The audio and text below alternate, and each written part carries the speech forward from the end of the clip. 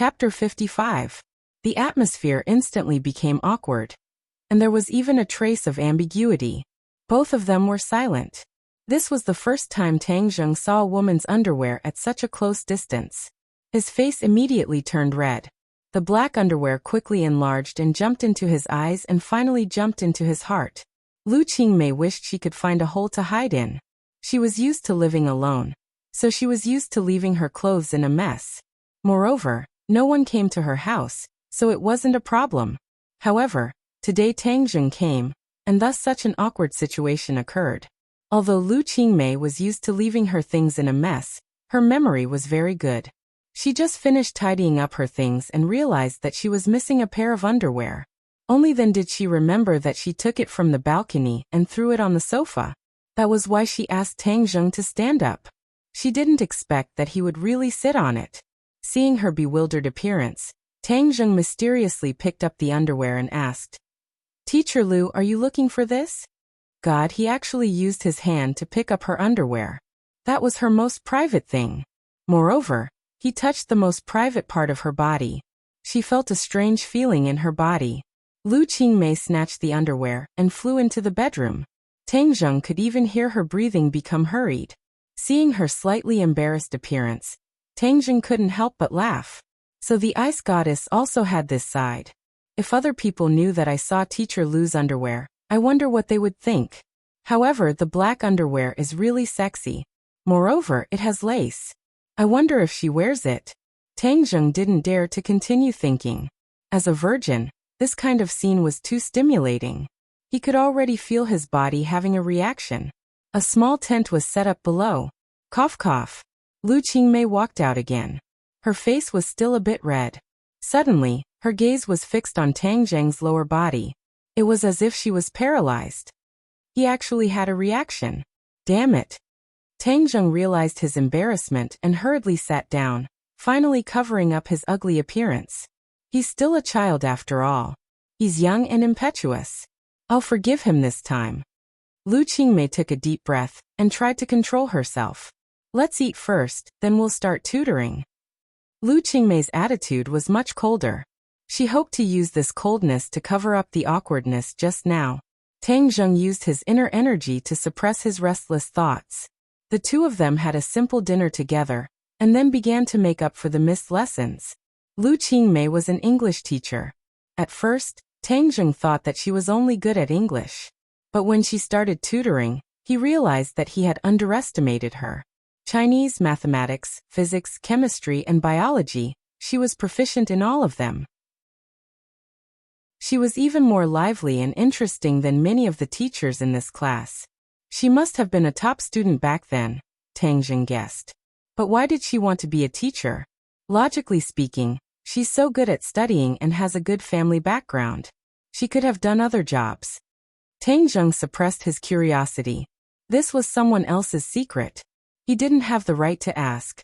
He didn't know that Lu Qingmei gradually had a lot of questions about him. Although Tang Zheng tried his best to hide his strength, he couldn't completely hide it. Lu Qingmei gradually realized that he was actually very smart. He didn't look like someone who got last place in the exam at all. I heard that his memory is getting worse, and he gets a headache when he thinks about problems. But why doesn't he have a headache when he's thinking about problems? Could it be he's deliberately hiding his strength? She was shocked by her own speculation. But why would he hide his strength? Don't all students want to get good grades? She realized that she didn't know Tang Zheng as well as she thought. He seemed to have a mysterious aura and a temperament.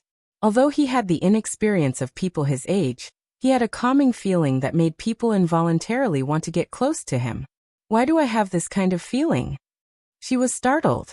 Now that Tang Zheng had stepped into the third grade refining qi, his entire aura had undergone an earth-shattering change. Unknowingly, he had reached a state of harmony with the world around him. This naturally affected the people around him, causing them to feel a sense of tranquility. Okay, today's tutoring will end here. Go back and properly digest what you've learned today. I'll send you back. No need. This place isn't far from my home.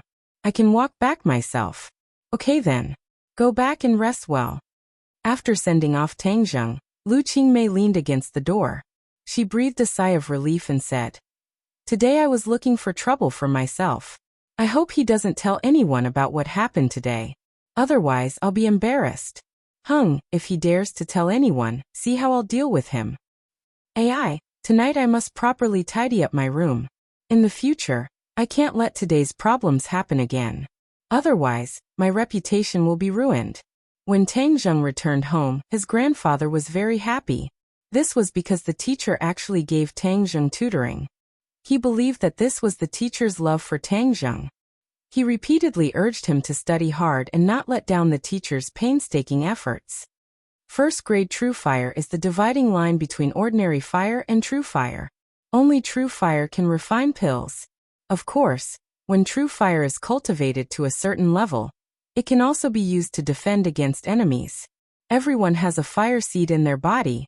However, most people don't know the method to ignite the fire seed. I will now teach you the method to ignite the fire seed. Tian Chanzi passed on a mnemonic chant. Tang Zheng silently memorized it. According to the mnemonic chant, he guided his true qi to his dantian.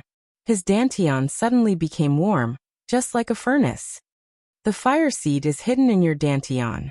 It has no shadow and is invisible to the naked eye. However, it is there. Only when you ignite the fire seed will you be able to see a small ball of flame. The true qi in his 9 major meridians gathered in his dantian. Tang Zheng felt his body turn into a fireball. It was as if his body was going to burn. You have the 9 yang saint body. Your body has a lot of pure yang energy. Therefore, igniting the fire seed is a small matter. As long as you follow the mnemonic chant, there will be no problem, Tian Chanzi said. Hearing this, Tang Zheng was filled with confidence. After igniting the fire seed and cultivating true fire, he would be able to refine pills.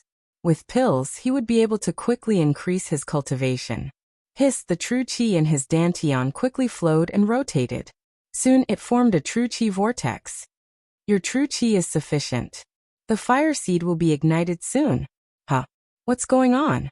Tian Chanzi's voice suddenly changed. Where is your true qi? Why did your true qi disappear? He saw the true qi vortex that was rotating at high speed disappear into thin air. It was as if it had never appeared. His dantian became empty, without a trace of true qi. Tang Zheng was also stunned. Didn't Tian Chanzi say that igniting the fire seed would succeed? What is going on? Where did the true qi go? Where is the fire seed? Why can't I see a trace of fire? Tian Chanzi, is this what you meant by success? Tang Zheng didn't know whether to laugh or cry. Since he started cultivating, every time he succeeded, it was completely beyond Tian Chanzi's expectations. But this time, Tian Chanzi was full of confidence, but he failed. How can this be? Igniting the fire seed isn't that difficult. How can you fail? You have the 9 yang saint body. Logically speaking, it should be easier for you to ignite the fire seed. Tian Chanzi was also stunned and confused. The true qi in Tang Zheng's body had almost disappeared, and he was not willing to fail like this. So he hurriedly urged his power, allowing the remaining true qi to enter his dantian. Shua. The true qi was like a clay ox entering the sea, disappearing. This time, even the true qi vortex did not appear. It just disappeared into thin air like a magic trick. Tian Chanzi, quickly tell me, what happened to me? I don't know. You ask me, but who am I supposed to ask? No, this must be because you have the 9 yang saint body. Didn't you say that the 9 yang saint body was very awesome? How can you not do something as simple as this? Everyone has their strengths and weaknesses. Moreover, the 9 yang saint body has many secrets, so how would I know? Let's try again tomorrow. Who knows? Tian Chanzi stammered. Tang Zheng secretly sighed. It seems that there is no way to get an answer from Tian Chanzi. Let's try again tomorrow. The next day, Lu Qingmei walked into the office. Her expression was normal, but her heart was apprehensive. She looked at her classmates from time to time, and found that no one was looking at her strangely. Only then did she relax. It seems that Tang Zheng did not tell anyone about last night's embarrassing incident. Boss, how was your time with the teacher last night? After class, Feng Yong gossiped. Nothing happened. What do you mean nothing happened? A single man and a single woman in a room. Don't tell me nothing happened? Feng Yong asked expectantly. Tang Zheng subconsciously thought of the black underwear. His face was calm as he said, I say, what is your brain thinking all day? She is a teacher and I am a student. What could have happened? It's because they are teacher and student that it's exciting. Isn't it always like this in movies? Scram. I find that you are more and more like an animal. Ring ring ring. Tang Zheng's cell phone rang. It turned out to be Feng Xinyang's number. He looked at Yi Dingdang in surprise and picked up the phone. Hello, Auntie. Are you looking for me? Little handsome brother, how are you recently? Not bad. Did you miss me? It seems like you didn't miss me. But as long as you miss my family's ding-dang, that's enough. Feng Xinyang generously said, Little handsome brother, let me tell you a big news. What news? Come to my house for dinner tonight and I will tell you. Auntie, I have been taking remedial classes recently. I don't have time. Tang Zheng could not stand her constantly trying to matchmake him and Yi Dingdang. So he tactfully refused. You are so smart. Why do you still need remedial classes? Moreover, this matter is much more important than remedial classes. Little handsome brother, you must come. And today I don't have time to pick up Dingdang. You have to escort her home. This. Chapter 56. Feng Xinyang called you? Yi Dingdang asked curiously. Obviously, she heard Feng Xinyang's voice. Yes, she asked me to go to your house for dinner. What is she up to now? She is your mother. How would I know? She also said that she won't pick you up after school, and asked me to go home with you. Yi Dingdang's eyes rolled around. What was wrong with Feng Xinyang? No, she had to figure it out.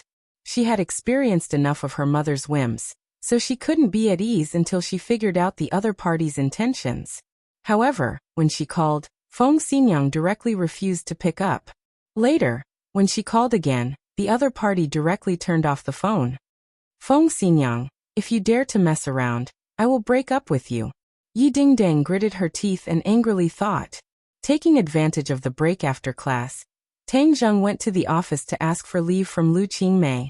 He couldn't attend tonight's makeup class. Lu Qingmei kindly agreed. Tang Zheng didn't know that last night's thrilling makeup class made Lu Qingmei's heart not completely calm down. Tang Zheng's proposal was exactly what she wanted. After school, Tang Zheng and Yi Dingdang took a taxi directly to Yi Dingdang's home. As soon as they entered the door, Tang Zheng noticed that the atmosphere in the Ye family seemed to have changed. Yi Dingdang also noticed. She curiously looked around and finally fixed her eyes on a luxury car in the parking lot. You have guests? The two walked into the living room, and Feng Xinyang hurriedly greeted them. She grabbed Tang Zheng and nervously said, Little handsome brother, there's an emergency. What emergency? Tang Zheng was surprised by her appearance and had a stomach full of questions. Feng Xinyang, are you crazy again? You're the crazy one. You have no respect for your elders. I am your mother. You don't look like a mother at all. Yi Dingdang speechlessly said.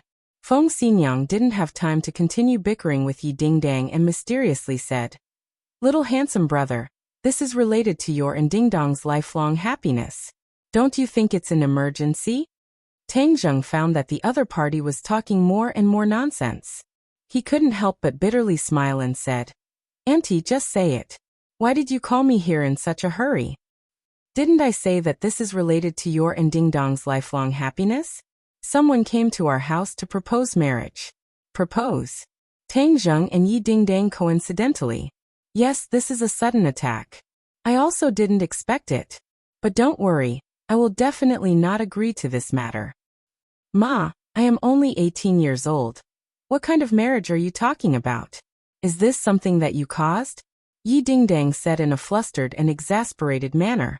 Regarding Feng Xinyang's ability to cause trouble, she was extremely clear. How can you be so suspicious of your mother? I've already chosen a little handsome brother. How could I introduce you to someone else? This time the proposal was arranged by the old man. Feng Xinyang said somewhat helplessly. The fearless Feng Xinyang seemed to be in awe of this old man. Grandfather? Yi Dingdang was speechless. Feng Xinyang helplessly nodded. No, my happiness is my decision. He is my grandfather, so he can't interfere with my private matters. Yi Dingdang resolutely said. Moreover, after so many years, has he ever cared about me? Now he suddenly ran out to arrange a blind date for me. Is there a grandfather like him? Feng Xinyang rubbed Yi Dingdang's head and said, Dingdang, don't worry. I will do my best to fight for you. My daughter is so beautiful and obedient. How can I let other people take advantage of her? Auntie, this has nothing to do with me, right? How can this have nothing to do with you? Dingdang is about to be snatched away by someone else. Can you just sit there and watch? I don't like what you're saying. Don't do it again. You're not allowed to say such things again. Now there is a way to resolve this situation. Do you want to hear it? Feng Xinyang asked with a smile. Tang Zheng was startled.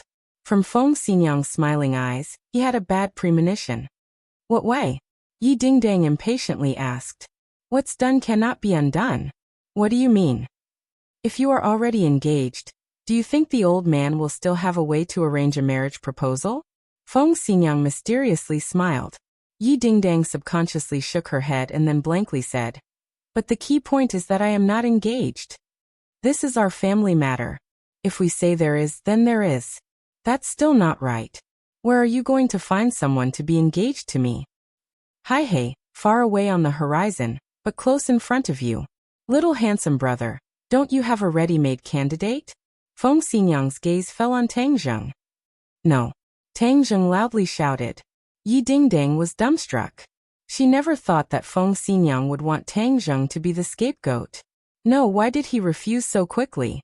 It's as if I'm ugly. She hatefully glared at Tang Zheng and asked. Tang Zheng, I haven't even said no. Why are you speaking so quickly? This method is simply not feasible. I am someone who has a girlfriend. You can break up with a girlfriend. This is an engagement. A fiancé is a level higher than a girlfriend. Feng Xinyang said. I didn't say that I was really engaged to you. It was just an act. Yi Dingdang indignantly said. But this. No buts. It's settled. Little handsome brother, this is a once-in-a-lifetime opportunity. I don't mind making the act real. Feng Xinyang said with an evil smile. Tang Zheng didn't know whether to laugh or cry. How could she push her daughter away like this? Was Yi Dingdang really her biological daughter? Tang Zheng, you have to agree to this matter whether you want to or not. Yi Dingdang weighed the pros and cons and decisively said. What if I don't agree? You dare. Little handsome brother, Jianghu is in an emergency. You have to have a chivalrous spirit. Feng Xinyang said. Tang Zheng shook his head. This kind of thing could only be done by this unreliable mother and daughter pair. However, just pretending to be a fiancé shouldn't be difficult.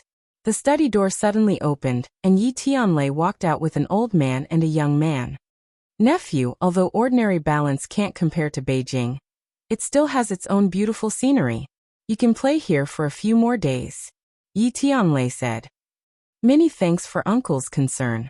This time I will definitely stay for a few more days. This is also my father's intention. Dingdang, you're out of school. Quickly come and greet the guests. Yi Tianlei suddenly waved at Yi Dingdang and said.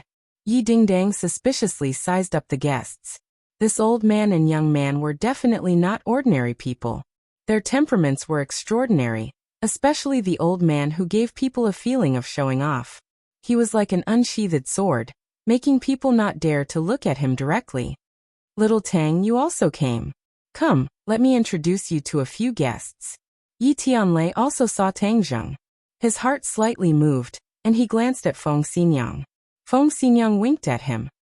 It's them. Tang Zheng didn't expect to see Song Yu and that Qin Lao at the Ye family. The one who came to propose marriage is Song Yu.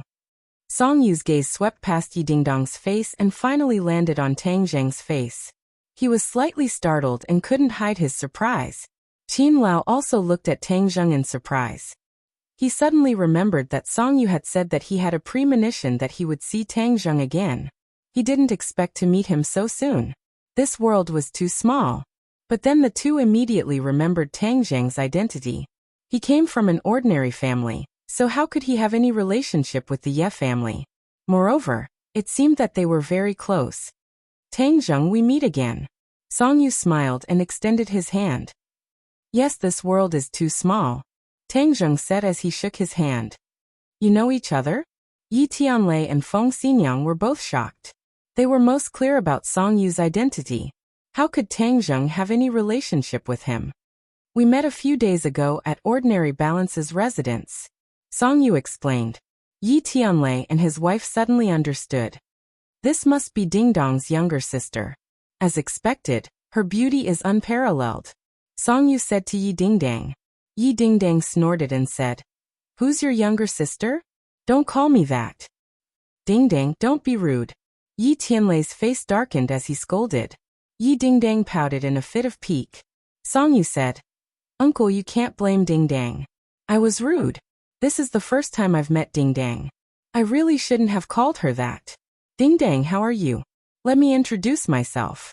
My name is Song Yu. Our Song and Yi families have been friends for generations. You weren't in Beijing, so we haven't met before. But there will be many opportunities to meet in the future. I still don't know you. Yi Dingdong's tone was still as cold as ever. Song Yu was not angry and said in a lukewarm voice, Don't we know each other now? Dingdang, don't be rude, Yi Tianlei warned. He was afraid that Yi Dingdang would throw a tantrum again. Song Yu was not like other people. If she threw a tantrum with him, the gains would not make up for the losses. Yi Tianlei looked deeply at Song Yu and couldn't help but sigh. The successor that the Song family nurtured was indeed extraordinary. Although she was only in her 20s, her calm personality was not something that an ordinary person could compare to. With this kind of successor, the Song family would not have to worry about continuing to prosper. No wonder the old man arranged this marriage. Yi Tianlei knew that the old man's health was not what it used to be. He must find a strong ally for the Ye family. Marriage was undoubtedly a powerful method. But when Yi Tianlei saw Tang Zheng, he suddenly realized that his wife was using her actions to express her opposition. She did not approve of this marriage. Although Tang Zheng is a variable, if the old man is determined to settle this marriage, what other people can do to resist? Yi Tianlei thought helplessly. As a member of the Ye family, he was very clear about the old man's temper and strength. No one in the Ye family could resist the old man. Dad, if there's nothing else, I'll go back to my room with Tang Zheng first. Yi Dingdang suddenly intimately held onto Tang Zheng's arm like a couple glued to each other. You. Yi Tianlei opened his eyes wide. It seemed that things were more complicated than he thought. Chapter 57. Feng Xinyang stood in front of Tang Zheng, blocking his gaze that was as sharp as a sword. Qin Lao was slightly startled and anger appeared between his brows.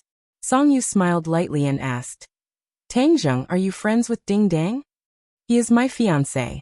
Yi Dingdang raised her head as if to declare her sovereignty. Tang Zheng smiled bitterly to himself. Yi Dingdang had entered the role too quickly. He was definitely going to be the shield, but he didn't dislike it. He had a good relationship with the Ye family. Moreover, he didn't have a good impression of this kind of matchmaking. He didn't mind helping Yi Dingdang this once. However, he admired Song Yu's reaction. Even a blind person could see that he had a good relationship with Yi Dingdang, but Song Yu asked if they were friends. Yi Dingdang was also domineering. She directly lied and said that Tang Zheng was her fiancé. In an instant, the hall was so silent that you could hear a pin drop. The atmosphere became subtle. Even Yi Tianlei opened his eyes wide in shock. Obviously, he didn't expect Yi Dingdang to be so fierce. He looked at his wife again and saw a faint smile on her face. He suddenly understood. All of this must be his wife's idea. His wife never acted according to common sense. Only she would dare to do such a shocking thing to go against the will of the old man. This is going to be troublesome. Yi Tianlei was stuck in a dilemma. Fiancé? Song Yu looked at Tang Zheng and Yi Dingdang with a smile that wasn't a smile. Yi Dingdang hugged Tang Zheng's arm even tighter. It was as if she was afraid that Song Yu would notice something. Tang Zheng felt the softness on his arm and couldn't help but glance at her chest. In order to complete the scene, she didn't expect that the two of them would have such intimate physical contact. Tang Zheng, you're so lucky to have such a beautiful fiancé. Song Yu's voice was a little ethereal, so no one could tell what he was feeling. Tang Zheng knew that he couldn't back down now. Since the fake show had already started, he had to act according to the script. Moreover, he had to act more realistically. Therefore, Tang Zheng nodded politely and said, "Thank you. My luck has always been good." "How dare you?" Suddenly, Qin Lao couldn't hold it in any longer and shouted loudly. His voice was like a great bell, and the entire hall was filled with this voice. It was like the rumbling of thunder, causing people to feel dizzy. Yi Tianlei's expression changed slightly. "Qin Lao." Qin Lao coldly snorted. His gaze was like a sword as he looked at Tang Zheng. However, his gaze was blocked by Feng Xinyang. Song Yu was separated by Feng Xinyang, so she couldn't clearly see Tang Zheng's reaction. However, an ordinary person would definitely be shaken by this lion's roar. In serious cases, they might even suffer internal injuries. Tang Zheng naturally wasn't injured.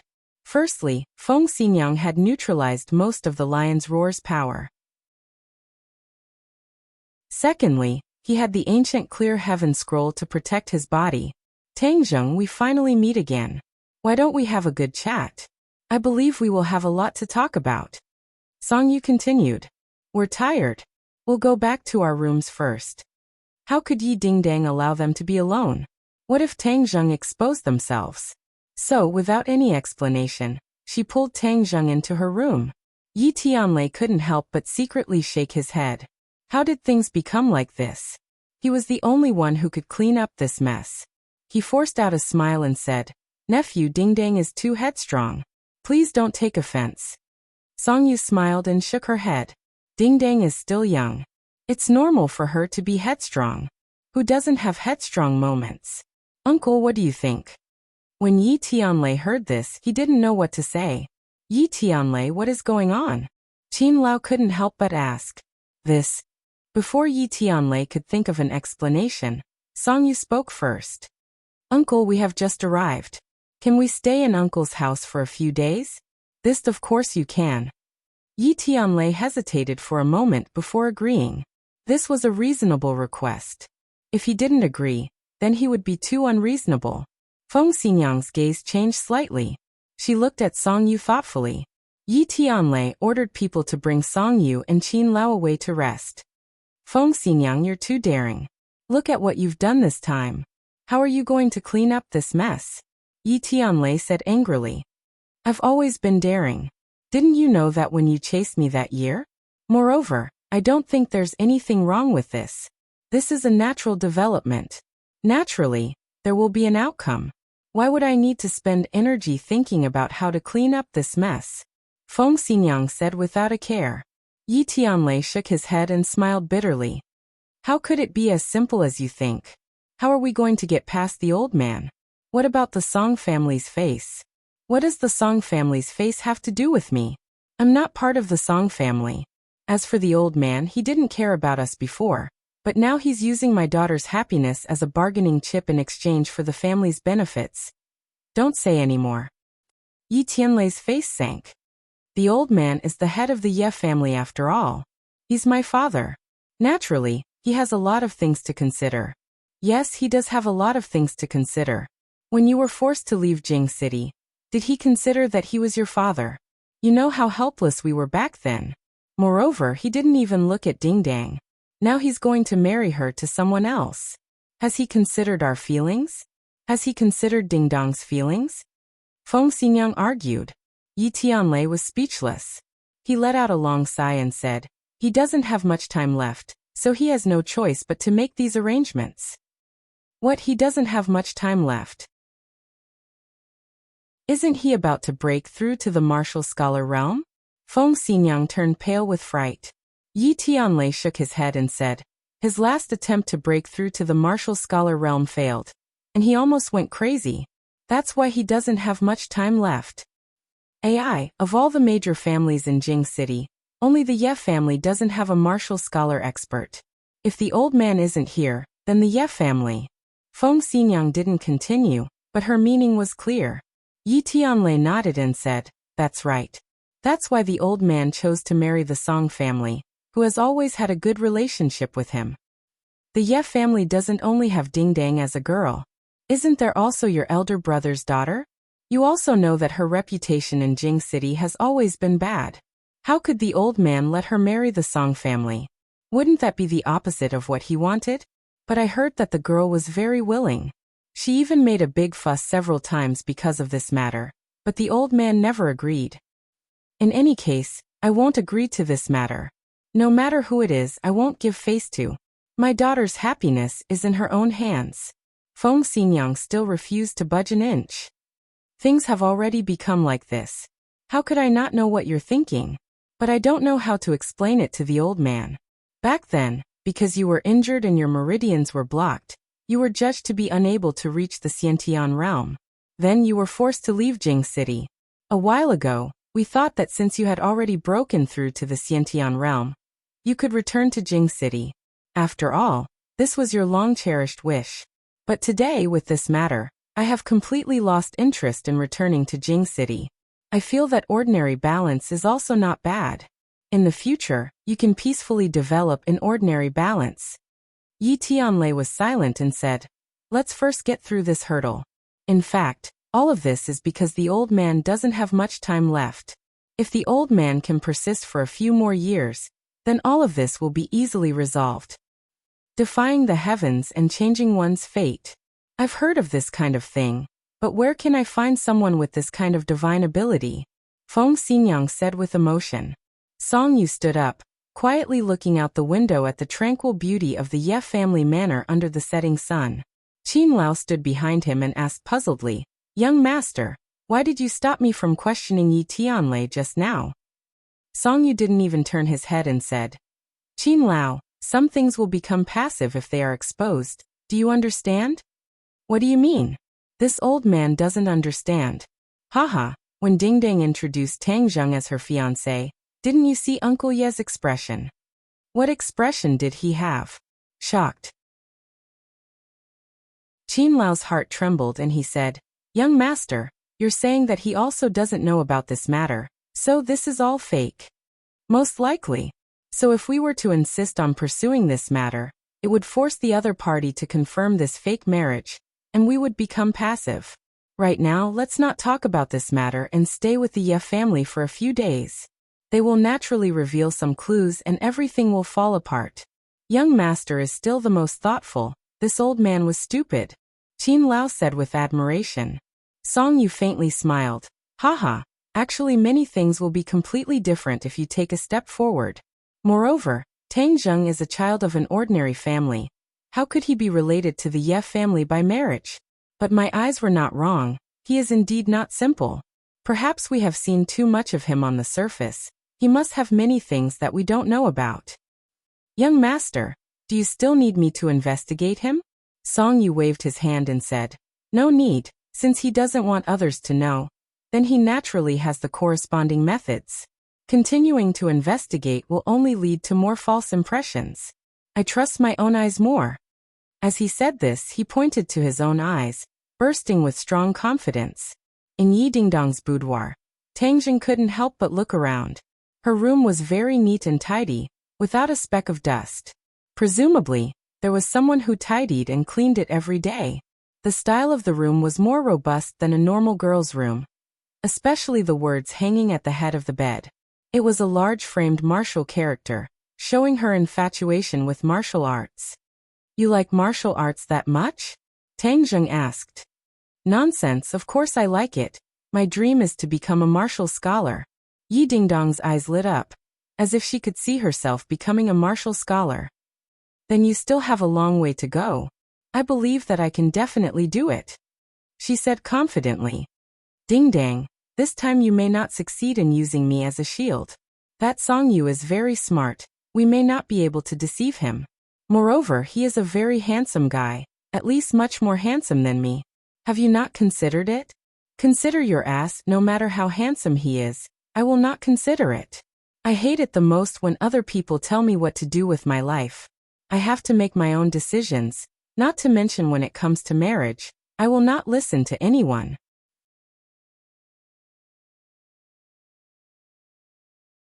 Chapter 58. Tang Zheng stayed with the Ye family. At the dining table, Yi Dingdang deliberately sat next to him and filled his bowl with rice and dishes. She looked like an inseparable little girl. Song Yu talked and laughed freely, as if she didn't see it, or as if he wasn't there to propose at all. Qin Lao, on the other hand, had a gloomy face as usual. He glanced at Tang Zheng from time to time, as if he wanted to skin him alive. Tang Zheng looked down and ate quietly. However, he was a little overwhelmed by Yi Dingdong's enthusiasm. There was a saying that it was difficult to erase a beauty's favor. It was indeed not a good thing to have such a grand favor from a beauty. Tang Zheng had to admit that this was the most boring meal he had ever eaten. Although there were all kinds of delicacies, the atmosphere at the dining table was too strange. It was tasteless. We're done eating. Let's go back to our room. Yi Dingdang pulled Tang Zheng's hand again and ran to their room. Before entering the door, she said, "We're going to rest first." Yi Tianlei and Feng Xinyang already knew that Tang Zheng was going to stay over tonight, so they even prepared a room for him. When he suddenly heard Yi Dingdong's last sentence, Yi Tianlei was so shocked that he almost spat out the food in his mouth. Could it be that they were really going to make the act real and let Tang Zheng take advantage of it? Feng Xinyang's eyes lit up. She smiled and secretly praised. This wretched girl is finally enlightened. She has to make the first move on such a good resource like the little handsome guy. This is really thanks to my good genes. Tonight, what's done can't be undone. I have to remind them to take safety precautions later. The other two's expressions were also particularly interesting. The veins on Qin Lao's forehead were throbbing. His face was as gloomy as the night outside, as if he could explode at any time. However, Song Yu only twitched the corner of her mouth and didn't have any other reaction. Qin Lao could only restrain himself and take a big gulp of tea to suppress the anger in his heart. In the bedroom, Tang Zheng stared straight at Yi Dingdang and asked, "Are we sleeping in the same room tonight?" "Of course. That's the only way to convince them and make them give up." Yi Dingdang clenched her snow-white teeth, seemingly ready to throw caution to the wind. "But we're a man and a woman alone in a room. Don't think too much. Let me tell you, you'll sleep on the floor, and I'll sleep on the bed. If you dare to mess around, Humph, be careful that I'll castrate you." Yi Dingdang waved her fist and threatened. "You're no match for me. Your threats are useless." Tang Zheng smirked. "This is my home. If you dare to do anything bad to me, my parents won't let you get away with it." Yi Dingdang bit her lip. She didn't know whether it was good or bad that she had invited a wolf into her house. "Hee, you were the one who took the initiative to pull me in. I believe that they have also tacitly agreed." "You don't even think about it. You can't take advantage of others." "Okay, then I won't take advantage of others.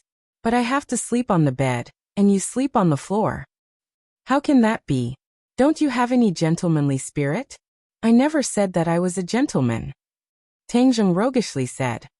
"I didn't think that you were this kind of person. Okay, I promise you. You sleep on the bed and I sleep on the floor." Tang Zheng was slightly startled as he didn't think that she would compromise so easily. He originally only wanted to tease her, and didn't really want her to sleep on the floor. But now it was hard for him to say anything.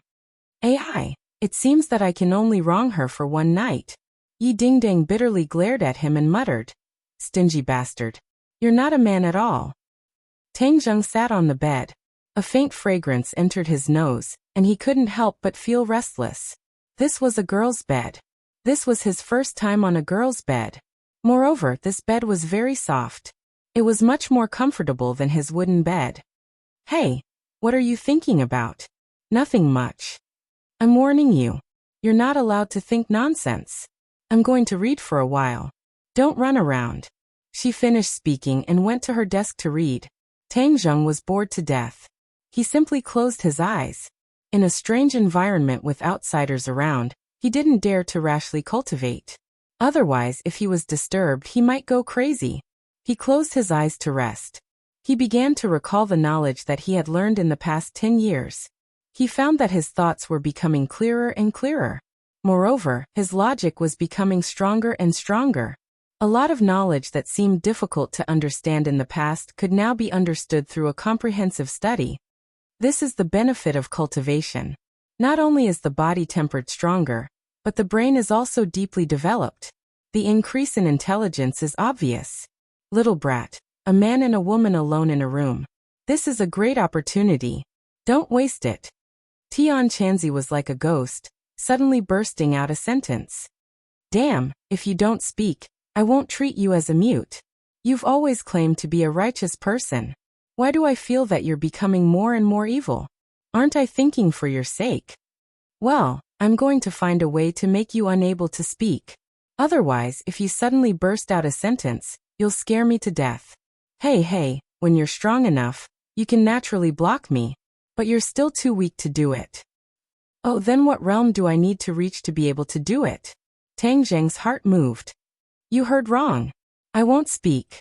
Tian Chanzi suddenly realized that she had spilled the beans, and immediately became silent. Tang Zheng was speechless, but this reminded him that although he was now used to the existence of Tian Chanzi, if there were some private moments in the future, he didn't want to share with others. Well, I must find a way. Little brat, you're burning the bridge after crossing the river. That's not good enough. Tian Chanzi said. How is this burning the bridge after crossing the river? This is to protect my privacy, you know? It doesn't matter if you don't say it, I'll definitely know. Okay, I'll tell you. As long as you reach the 4th grade refining qi, you can learn sealing techniques. At that time, you can temporarily seal my thoughts. Tian Chanzi helplessly said. Why do I have to be at the 4th grade refining qi to learn sealing techniques? Why can't I learn it now? Tang Zheng said in disbelief. I'm really not lying to you. Do you think sealing techniques are that simple? Sealing techniques can not only seal me, but can also seal a living person, making them unable to speak, or even seal a person's consciousness. Isn't that the same as turning people into wood? In any case, the sealed person is almost the same as a piece of wood, but this also has a time limit. If one's skills are strong enough, they can be sealed for hundreds of years. Dong dong. A knock on the door interrupted the conversation. Feng Xinyang, why are you here? Yi Dingdang opened the door and asked sneakily. Of course I'm here to see you. Daughter, this time you've become smarter. But let me tell you, tonight you must pay attention to your safety. Young people should take it easy. These things are quite useful. Feng Xinyang said mysteriously as she handed over a box of Durex. Feng Xinyang, are you looking for death? Why are you giving me these things? Yi Dingdong's face immediately turned red like an apple, as if she was about to go berserk. Young people really don't understand. This is a safety measure, you know? Quickly take it. There's also Tang Zheng's pajamas. I just had someone go buy it. Just wear it. I won't disturb your good time. Hi, hey daughter, good luck. Feng Xinyang winked meaningfully and then quickly walked away. Yi Dingdang didn't know whether to laugh or cry as she took Tang Zheng's pajamas and a box of Durex. She already didn't know what to say. What's your mom doing here? Suddenly, Tang Zheng asked from behind him. Ah, she's here to give you pajamas. Auntie is really thoughtful. Give it to me. Tang Zheng took the pajamas. Suddenly, a box of strange things fell to the ground, immediately attracting Tang Zheng's attention. Durex. Tang Zheng immediately recognized it. Yi Dingdang also saw the Durex and immediately realized that it fell when she handed him the pajamas. At this time, she wished she could find a hole to hide in. Feng Xinyang, I'm going to kill you. She hysterically roared in her heart. Then, with lightning speed, she stepped on the Durex and stammered. You go take a bath and rest. Tang Zheng gave a meaningful smile and went to the bathroom with the pajamas. That smile made Yi Dingdang feel ashamed. You wouldn't think that I have ulterior motives towards him, right? How could that be? In all honesty, all of this was done by Feng Xinyang. Feng Xinyang, under the heavens. Is there anyone who would cheat their own daughter like you? Am I still your biological daughter? She wanted to cry, but had no tears. Fortunately, Tang Zheng went into the bathroom. He quickly picked up the flattened Durex and, like a dead mouse, impatiently threw it into the trash can. Tonight, I must not sleep too soundly. I must be on guard against him. If he really dares to have any bad intentions, humph, I'll castrate him. Hearing the sound of water coming from the bathroom, she immediately realized that he was the first man to use her bathroom. She could not help but hatefully stomp her feet. He really got off easy. Forget it, this is just a temporary measure. First, I'll trick that surnamed Song into leaving, and then I'll deal with him. The pajamas your mom sent over are quite fitting. Tang Zheng finished washing up and walked out. Yi Dingdang glared at him and said, I'm going to take a bath. You're not allowed to peek. Please, who would peek at you? I was just afraid that you would peek at me. Only a ghost would peek at you. Since you're afraid of peeking, then you don't have to take a bath. After all, you're sleeping on the floor. Tang Zheng shrugged and suggested. This is my home. If I want to take a bath, then I'll take a bath. It's none of your business. Yi Dingdang was raised to take a bath before going to bed. If she did not take a bath, she would not be able to sleep. She carefully entered the bathroom and hurriedly took off her clothes. Looking at her exquisite body in the mirror, she couldn't help but secretly exclaim, My body is so beautiful, I must protect it well. I absolutely can't let him take advantage of me. Her body was indeed beautiful. Moreover, it was a very healthy kind of beauty. She had been practicing martial arts since she was a child. Her body was well proportioned and tight. Moreover, there was a vest line. Her body was better than many girls who worked out in the gym. She did not dare to take a long bath like usual. She hurriedly took a bath, and then put on her pajamas. Moreover, she specifically wore pajama pants. After making sure that she was not exposed, she walked out of the bathroom. She found that Tang Zheng was already lying on the bed. That look of enjoyment made her want to drag him down and beat him up. Suppressing the anger in her heart, she took out another set of quilts and threw them on the ground. Then she wrapped herself up like a dumpling. She kept telling herself not to sleep too deeply. Sleepiness came, and in the end, she still fell asleep. Chapter 59. It was daybreak. Tang Zheng woke up. Why was there something heavy on his body? He opened his eyes in a daze and saw the white ceiling. Only then did he remember that he was not in his own house, but Yi Dingdang's bedroom. No Yi Dingdang. He stared at the heavy object on his body. It was a person. Yi Dingdang. Half of her body was on top of him, and her hands were hugging his waist as if she was hugging a stuffed animal. Her head was leaning on his shoulder. Tang Zheng turned his head slightly and saw her beautiful face. There was a trace of laziness and a lock of hair covering her white face, making her look a little playful. Tang Zheng could even feel her gentle breathing. It was warm and ticklish on his neck. She is so beautiful. Tang Zheng let out a silent praise. She was a perfect sleeping beauty, causing others to want to commit a crime. Half of her body was on top of him, and her chest was in intimate contact with Tang Zheng. His breathing quickened involuntarily, and his body felt like it was going to burn. Suddenly, she made a sound and smacked her cherry lips. She opened her sleepy eyes. Suddenly, her eyes widened and she stared straight at Tang Zheng. Ah! She screamed. Tang Zheng reacted quickly and covered her mouth when she only shouted the first syllable. Don't scream. Woo! Yi Dingdang kept struggling. Her eyes were about to spit fire. If you promise me you won't scream, I'll let go. Tang Zheng said. Woo! She was still glaring at him fiercely. Her eyes looked like she wanted to eat him alive. I'll take that as a promise. If I let go, you'll shout and attract other people. You'll be the one to make a fool of yourself. This sentence was indeed effective. Tang Zheng loosened his grip. Yi Dingdang took a deep breath and shouted angrily, You beast! He used grappling hand to restrain Tang Zheng. Tang Zheng had long anticipated that she would make a move, so he counterattacked at lightning speed. The two of them wrestled together, and were tossed around by the waves.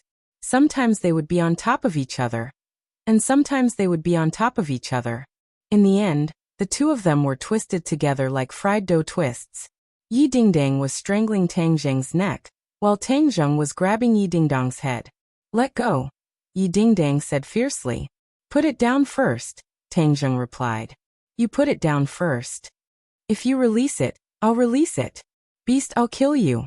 What right do you have to scold me? You did that to me. If you're not a beast, then what are you? What did I do to you?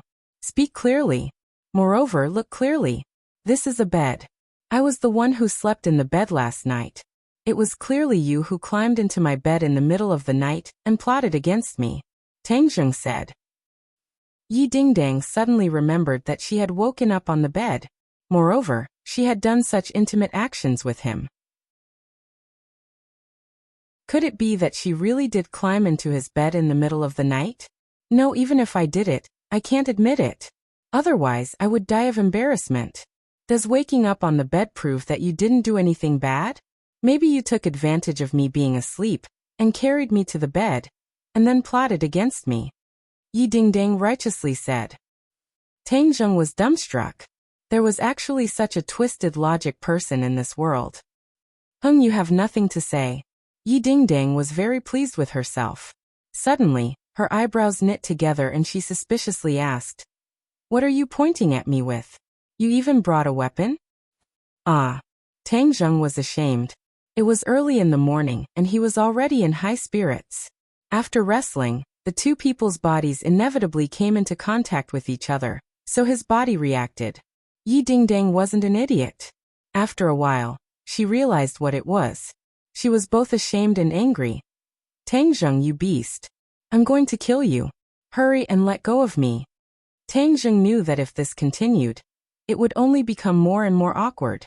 He quickly let go of his hand and slid off the bed like a loach, retreating 3 steps back.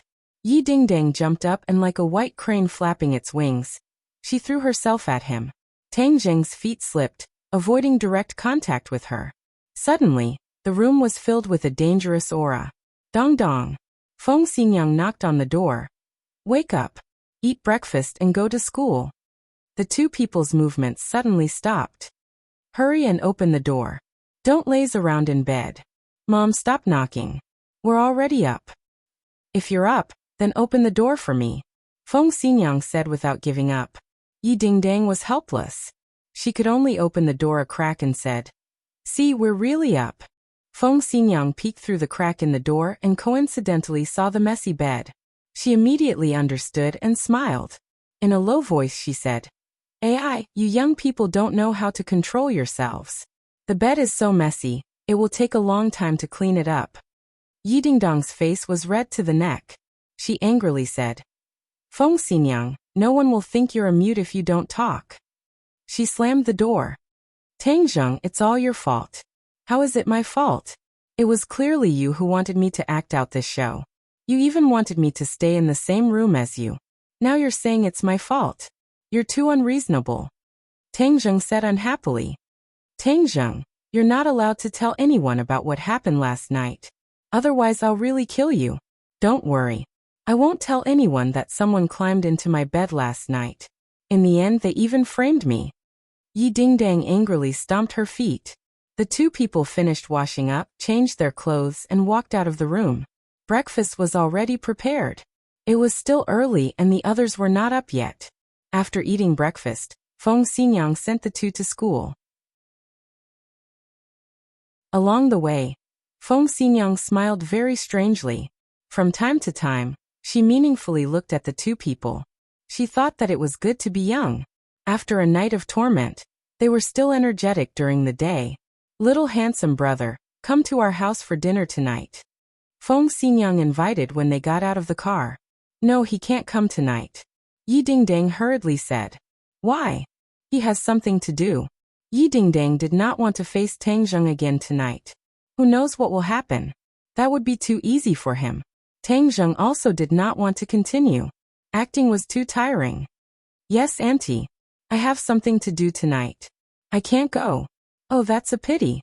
Feng Xinyang regretfully watched the two people walk into the school. No one noticed that someone in the distance was recording this scene with a mobile phone. Today in class, Yi Dingdang was absent-minded. Her mind kept recalling what happened between the two of them last night. He got off too easy. I have to be more careful in the future. Now there are wolves in front and tigers behind. Heavens, why is my Yi Dingdang life so hard? While she was feeling sorry for herself, Tang Zheng discovered an amazing harvest. The true qi in his body increased a lot. But he did not practice martial arts last night. That could only be because he absorbed purine energy. Last night, he and Yi Dingdang had close physical contact for almost the entire night. He continuously absorbed purine energy, so his true qi increased so quickly. "Boy, now you know that I didn't lie to you. As long as you get a woman, your martial arts will advance by leaps and bounds. Tian Chanzi jumped out again. Tang Zheng really wanted to give him a supercilious look. He continued to listen to the class attentively. Although he was confident in the exam, he could not let his guard down. After all, he had a bet with the old witch. If he could not get first place in the school, then the old witch would not honor the bet. After school, Feng Shishir and Tang Zheng walked down the school building together. They were whispering to each other. Every time at this time, Tang Zheng would feel particularly peaceful. Tang Zheng, I want to find an opportunity to invite you to my house for dinner. Is that okay? Feng Shishir asked. Go to your house for dinner? Tang Zheng was surprised. Yes, I know that there is a misunderstanding between you and my mother, so I want to resolve this misunderstanding. Feng Shishir said in a delicate and pitiful voice. Tang Zheng could not help but think of her mother's words. Looking at her delicate and pitiful appearance, he thought that if he wanted to stand together with her, he would have to go through her mother. It would be best if he could resolve the misunderstanding. No problem, you can set a time and let me know. I will definitely pay you a visit. Feng Shishir smiled like a flower and said, You are so nice. I thought you would object. Am I such a petty person? Of course not. You are the most selfless person in the world. Haha, I am not that great. It is just that if you ask me to do something, even if it means climbing a mountain of swords or diving into a sea of fire, I will do my best to do it. Feng Shishir's heart was filled with sweetness. Her face was filled with a happy smile. Beep beep. A car horn sounded behind Tang Zheng.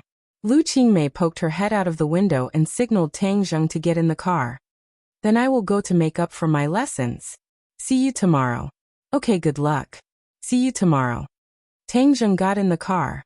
Lu Qingmei glanced at Feng Shishir, who was like a lotus in clear water, and coldly said, I do not object to you two dating, but you must put your studies first.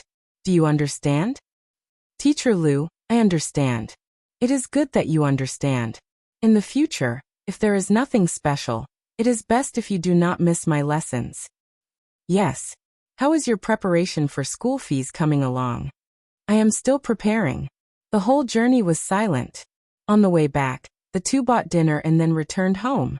This time, her house was meticulously cleaned. It was clearly a lot more tidy than the first time. You should rest first. Lu Qingmei entered the bedroom. Not long after, she changed into a set of loose home clothes. It covered her graceful figure and made her seem more approachable. After the two ate dinner, they began to make up for their lessons. After the first run-in, this time it was even smoother. Even though Tang Zheng had already recovered his strength, he still benefited a lot. Tang Zheng, why are your test results so bad? Suddenly, Lu Qingmei stared straight at him. Her eyes seemed to see through his heart. I also do not know. Tang Zheng did not expect her to be so direct. It seems that he was not able to hide his strength from her eyes. Nervous? Tang Zheng bitterly smiled and said, Maybe. No, I think you are not nervous at all. Lu Qingmei still remembered his appearance at the police station. He was calm and composed, without a trace of nervousness.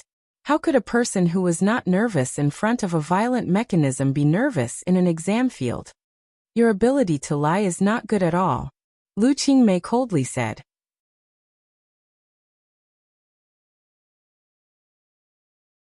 Chapter 60. Feng Shishir watched as Lu Qingmei's mini drove off into the distance. Just as she was about to walk towards the school gate, she heard someone call her name. Xiaofei, you called for me? Feng Shishir looked at Xiaofei, who was hurrying over, and asked. Xiaofei pretended to be calm and said, Yes, I have something to talk to you about. What is it? Let's talk over there. Xiaofei said as he pointed towards the school gate. Feng Shishir did not suspect anything as she followed him and said, Speak, what is it? Xiaofei had targeted Tang Zheng before, so Feng Shishir did not have a good impression of him. Do you know where Tang Zheng spent the night last night? Xiaofei asked. Of course it's his home. Home? He told you. If you don't have anything else, then I'll go home first. Feng Shishir did not want to say more. You were tricked by him. He didn't go home last night. He went to Yi Dingdong's house and stayed there the entire night. Seeing that Feng Shishir was about to leave, Xiao Fei impatiently said as he felt a sense of satisfaction from his revenge. Feng Shishir's face instantly changed as she said, "Don't talk nonsense." "Haha, how could I talk nonsense? I have evidence. Look." Xiao Fei opened the photo on his phone. It recorded that yesterday Tang Zheng and Yi Dingdang left together in a car. This morning the two came to school in the same car and acted intimately. Feng Shishir stared at the photo in a daze, her heart in a mess. Could it be that he really went to Yi Dingdang's house to spend the night? Why didn't he tell me? Just what did they do? Most women, when faced with this kind of situation, would inevitably let their imagination run wild and be at a loss for what to do. Feng Shishir, you are wholeheartedly loyal to him. He is lying to you. This kind of person is a big liar. Don't ever trust him again. Xiao Fei saw that the time was right and immediately tried to drive a wedge between them. Feng Shishir looked up at him and said, "Xiao Fei, this is between me and him. I don't need anyone to tell me what to do. Why don't you understand? He is not worthy of you. Moreover, he is multitasking. Shishir, you know that I have always liked you. Shut up. Don't say any more. I don't like you, and I won't be with you. Please don't say such things in the future. I'm going home." Feng Shishir felt as if a knife was being twisted in her heart.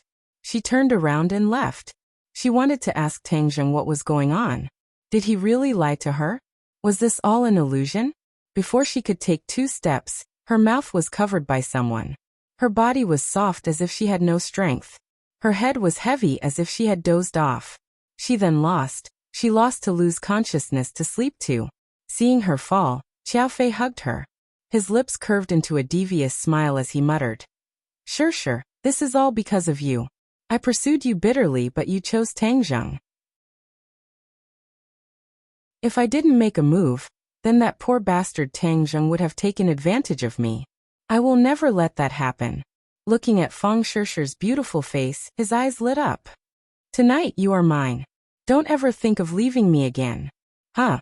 Xiao Fei was confident that as long as he obtained the woman's body, he would have thousands of ways to make her unable to leave him. He supported Feng Shishir, and like an intimate couple, they quickly walked out of the side door and got into the car that had been prepared long ago. The car went straight to the 5-star hotel. Xiao Fei familiarly went up the stairs and entered the room that was already prepared. Looking at Feng Shishir, who was quietly lying on the bed, she was like a sleeping beauty. He swallowed his saliva and became restless. "Where is this?" Suddenly, Feng Shishir opened her eyes and unconsciously asked. Suddenly, she saw Xiao Fei and the surrounding environment. Her face greatly changed as she exclaimed, "Xiao Fei, what are you doing?" "Hi hey, a single man and a single woman. What do you think I am doing?" "Xiao Fei, we are classmates. Don't be like this. This is against the law. Do you know that?" Feng Shishir's heart was in a mess. How could she not understand what Xiao Fei wanted to do? She never would have thought that Xiao Fei was this kind of person. "Haha, it's against the law. My family has money. The law has no effect on rich people. The law will only punish poor bastards like Tang Zheng. You did something bad. My family will not let you off. Hi hey, maybe after we get together, your family will be even happier. Our 2 families will be united by marriage. This will be a good story for both our families. No, I don't like you. I will not let you succeed." Feng Shishir bit her lips and resolutely said. Xiao Fei laughed. "This is not up to you. Right now I have the final say. Do you think you can still resist?" Feng Shishir struggled to stand up but found that her whole body was sore and weak. "What did you do to me?" "Just a little trick. This will make the game more interesting.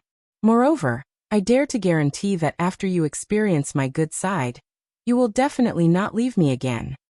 "You're dreaming." "No, what I said is the truth and not a dream. Because in a moment I will record your moving side. This kind of moving and beautiful side should be kept as a memento. But if you leave me in the future, these beautiful things will spread throughout the world." Shameless. Feng Shishir's whole body was ice cold. Xiao Fei actually wanted to record a dirty video to threaten her. How could he be so perverted and so despicable? How could she not have noticed before? If she let him succeed, then her whole life would be ruined. How would she have the face to see Tang Zheng? This was the first time in her life that she felt such despair. Tang Zheng, where are you? Quickly come and save me. She cried out in her heart, but she knew that Tang Zheng should be tutoring right now. How could he appear here? He was not a god and did not have divine schemes. Xiao Fei, I beg you, let me go. I don't like you. A forced melon is not sweet. Feng Shishir was about to cry as she begged. Now you know to beg me? It's too late. I used to be so good to you, but you turned a blind eye and chose that poor bastard Tang Zheng. You have broken my heart. Tonight, no one can save you. From now on you are mine. Haha, in a moment I will be a bit more gentle, and let you know what it's like to be a man. These unbearable words made Feng Shishir's face and ears turn red. She was angry and scared.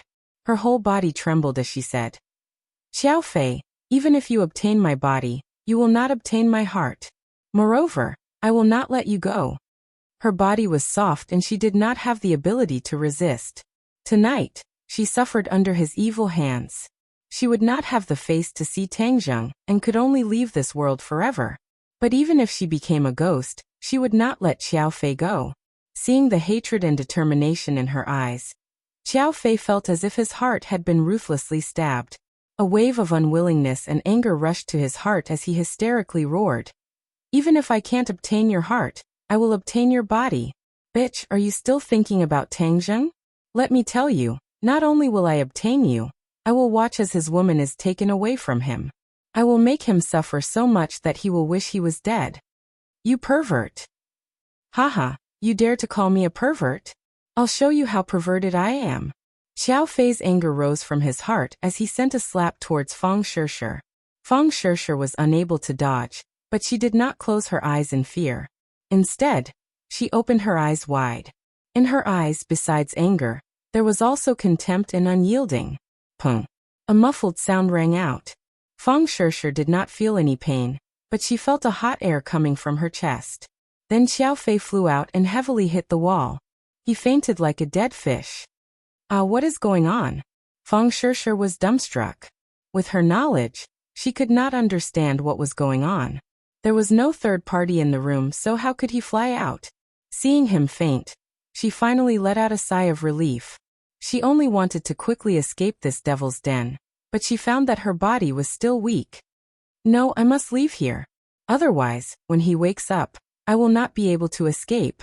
She used all her strength to reach into her pocket for her phone only to find that it was gone. Xiao Fei must have taken it away. What should I do? What should I do? I can't walk. I must call someone to come to the hotel and save me. Suddenly, her eyes fell on the phone at the head of the bed. Right, use this phone. She stretched out her hand with difficulty, and a number immediately jumped into her mind. She did not even think about it and directly dialed the number.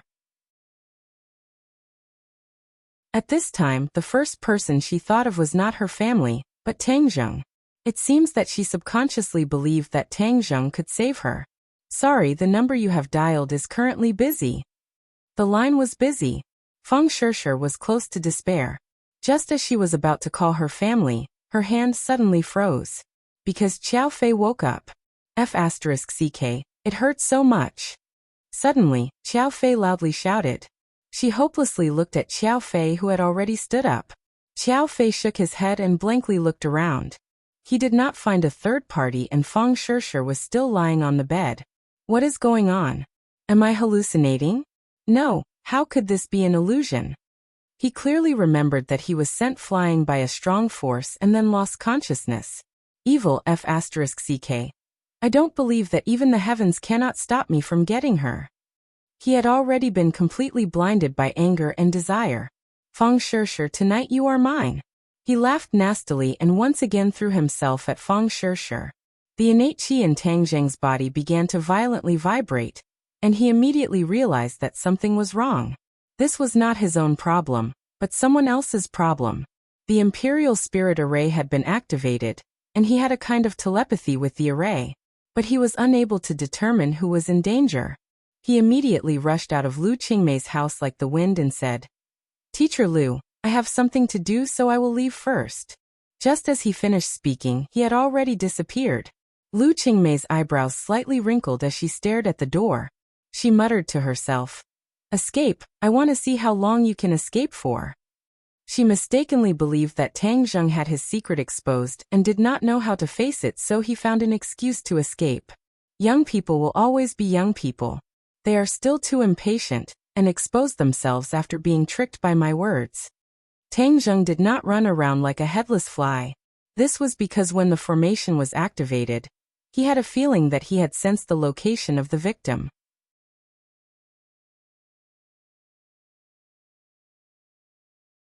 Chapter 61. Tang Zheng, where did you take my daughter? Shi Mingqin bombarded Tang Zheng's ears with a high decibel. Auntie, did Shirshir not return home? Tang Zheng asked.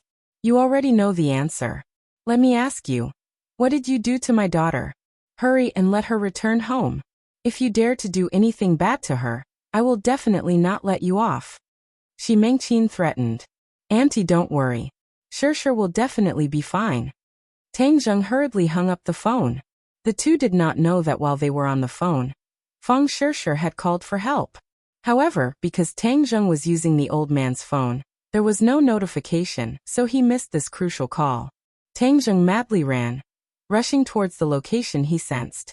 Tian Chanzi, is there any way for me to clearly pinpoint Shirshir's location? Tang Zheng anxiously asked as he ran. There is. Tian Chanzi did not beat around the bush and directly taught Tang Zheng the tracking technique.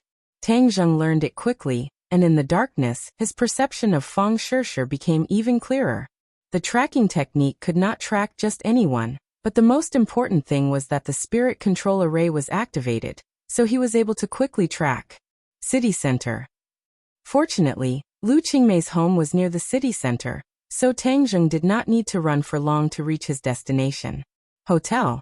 Tang Zheng looked at the luxurious hotel, and the ominous premonition in his heart grew stronger. Feng Shirshir was in danger in a hotel, and this was enough to explain many problems. Shirshir, you must wait for me.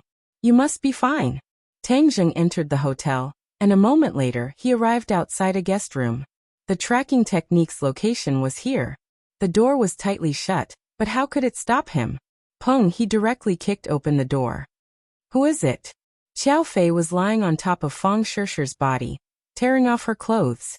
Suddenly, a muffled sound came from the door. He shouted and turned his head to look, only to find that there was another person in the room. It was a person that he definitely did not want to see. A person that he did not expect. Tang Zheng, why are you here? Xiao Fei panicked as if he had seen a ghost. Bastard, I'm going to kill you. When Tang Zheng saw Feng Shirshir lying on the bed with tears streaming down her face, he became enraged. He madly rushed over and punched Xiao Fei in the chest. Roar. Xiao Fei was like a shrimp, instantly lying on the ground. Shirshir. Tang Zheng picked up Feng Shirshir. Bastard, get lost. Don't touch me. Don't touch me. Feng Shirshir screamed in panic. Her eyes were full of despair and pain.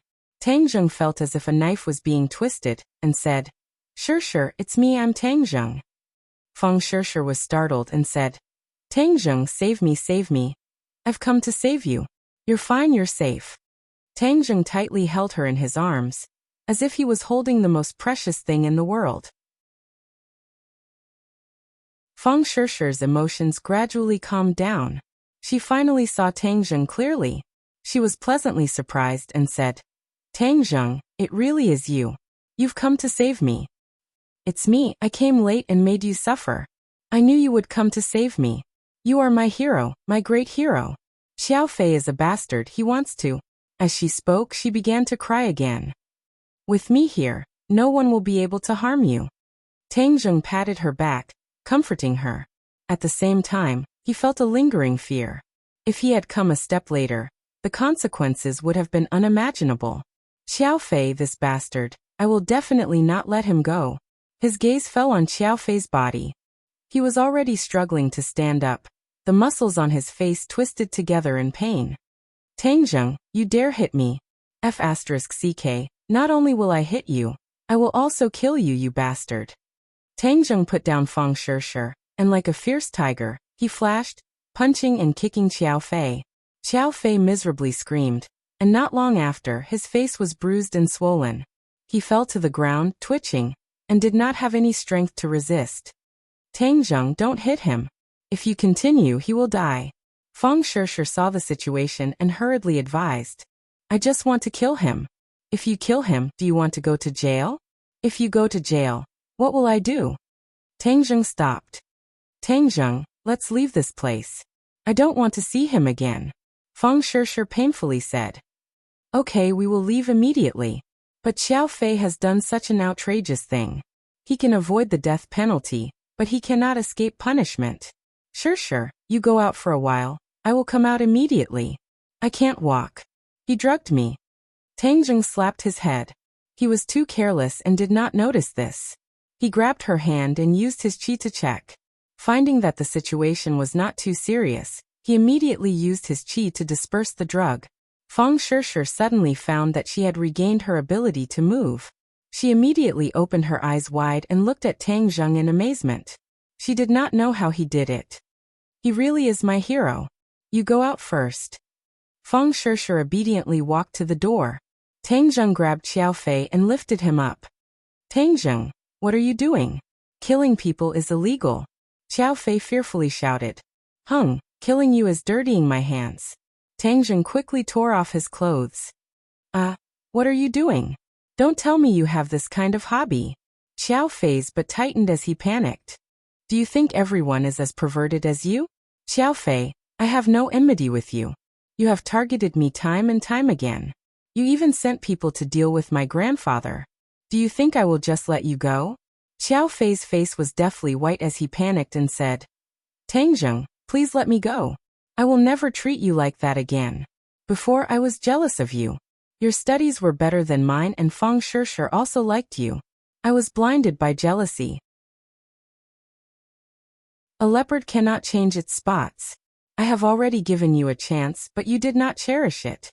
Tang Zheng had already promised not to care about Xiao Fei's actions, but he was seeking his own death. This cannot be blamed on him. Seeing Tang Zheng like a killing god, Xiao Fei was terrified as he begged for mercy. Tang Zheng, please don't kill me. I have money. I will give you money. Don't you need money? Who wants your stinky money? Just accept your fate. You have done many evil deeds. This is retribution. Seeing Tang Zheng about to make a move, although he did not know how Tang Zheng was going to deal with him, he knew that Tang Zheng would definitely make him wish he was dead. Seeing that begging for mercy was futile, he became angry and roared. Tang Zheng, who do you think you are? I am the young master of a rich family. You are a poor bastard who grew up in a garbage dump. I only hate that I did not directly kill you, and only made your brain stupid. What? You are saying that my injury was caused by you? Tang Zheng had long suspected this. Today, hearing Xiao Fei confirm it with his own mouth made him even angrier. That attack had changed his fate, causing him to fall from the altar to the dust and suffer the supercilious looks of others. Yes, I did it. So what? You have occupied the school's #1 position for a long time, making everyone's eyes focus on you. I do not accept this. You do not deserve this glory. So I will pull you down from the altar and make you the object of disdain. Xiao Fei seemed to have thrown caution to the wind as he spoke his true thoughts. Tang Zheng's heart moved as he asked. Then the tuition fee was also done by you, right? Haha, of course. I will force you away. I will make you and Feng Shishir far away, so that you will never have a chance. Tang Zheng's eyes flashed with anger. He originally only wanted to teach Xiao Fei a lesson, and make him afraid of him.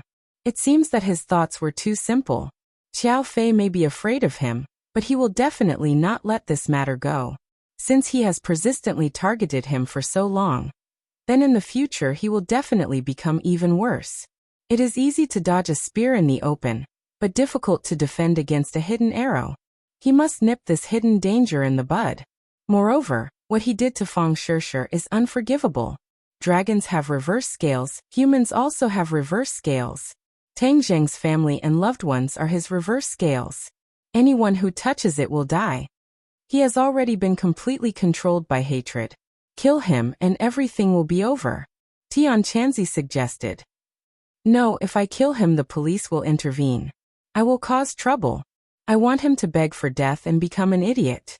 Do you have any ideas? This is simple. You only need to use your qi to mess around in his brain. Then his brain will turn into paste and he will naturally become an idiot. Okay, that's it. Tang Zheng does not feel that he is cruel and merciless. Because Qiao Fei has tried to kill him several times, he is still being merciful. Qiao Fei, in the future you will never be able to do evil again. Tang Zheng reached out his hand and pressed on his temple. If you have the guts, then kill me. Otherwise I will never let you go. Qiao Fei shouted fiercely. I won't kill you because I want you to become an idiot. Just as his voice fell, Tang Zheng activated his martial arts. Idiot? Qiao Fei was very puzzled. Suddenly, his brain felt a sharp pain, as if a knife was inserted into his brain. He directly fainted. Tang Zheng checked the room to make sure that there are no clues left behind. Finally, he found Feng Shishi's phone on Qiao Fei's body. Only then did he leave the room. What did you do to him? Feng Shishi saw him come out and quickly asked. Make him unable to do evil again? You killed him? Feng Shishi's eyes widened in horror. How could I? I only knocked him unconscious. Let's go. Feng Shishi let out a sigh of relief. Even though she hates Qiao Fei, she does not want Tang Zheng's hands to be stained with blood. How did you find me? After leaving the hotel, Feng Shishi could not help but curiously ask. After calming down, she realized that Tang Zheng's sudden appearance was very mysterious. Do you still remember the jade Buddha that I gave you? I remember. I always have it with me. The jade Buddha is a treasure. Whenever you encounter an attack, I can sense it. Treasure? Feng Shishi's eyes widened. It was as if she was listening to a myth. This was beyond her understanding. Could it be that when Qiao Fei wanted to hit me, he was sent flying because of the jade Buddha?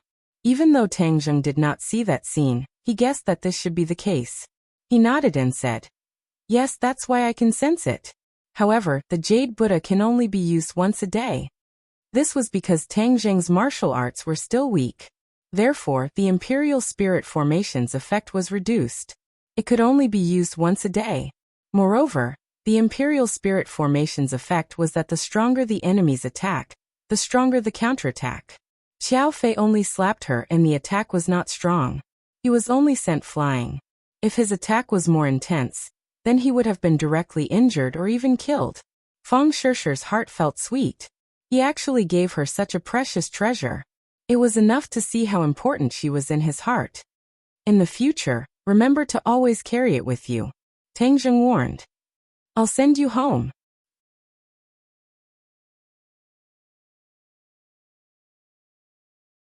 Chapter 62. Your mom just called me asking where you were and told me to quickly send you home. Tang Zheng said. Feng Shishi firmly shook her head and said, I really don't want to go home. I want to be with you. Saying this, she held on to Tang Zheng's arm. Tang Zheng was helpless as she had suffered so much today, so he really should stay by her side. Then let's go for a walk. Tang Zheng, Qiao Fei said that you stayed at Yi Dingdong's house last night? Tang Zheng was slightly stunned but did not deny it. Yes, last night something happened in the Ye family, and they asked me to help, so I stayed at the Ye family. What happened? It's already been resolved. Tang Zheng would not be so stupid as to say that he and Yi Dingdang had a fake engagement, as that would simply be asking for trouble. Oh. Seeing that he did not want to say more, Feng Shishi did not force him. The two strolled along the street as the night was hazy, and the lights on both sides of the road pulled their shadows long. Feng Shishi raised her head to look at Tang Zheng and said, I've noticed that you've changed a lot recently, and you seem different from before. What's different? Tang Zheng pretended to be calm as he said in his heart that a woman's directness was really sensitive. I don't know, come up. Anyways, I feel that your temperament has changed and your attitude towards doing things is also different from before. Tang Zheng could not help but sigh with emotion. Imperceptibly, even he himself did not realize that there was such a big change. In the past, he only knew how to study and was the standard obedient student. Now his actions were even more casual, revealing a free and easy feeling. However, no matter what you become, I will still like it. Fang Shishir tightly held his hand and sincerely said, Shishir, I will protect you so that you will never be bullied again. Tang Zheng's emotions fluctuated as he firmly said, And I believe in you. Tomorrow, I will request to change classes. I want to be in the same class as you. I don't want to be in class 1 anymore. I don't want to see Qiao Fei again. Suddenly, her expression darkened as she said, Qiao Fei probably won't return to school. Tang Zheng said. Why?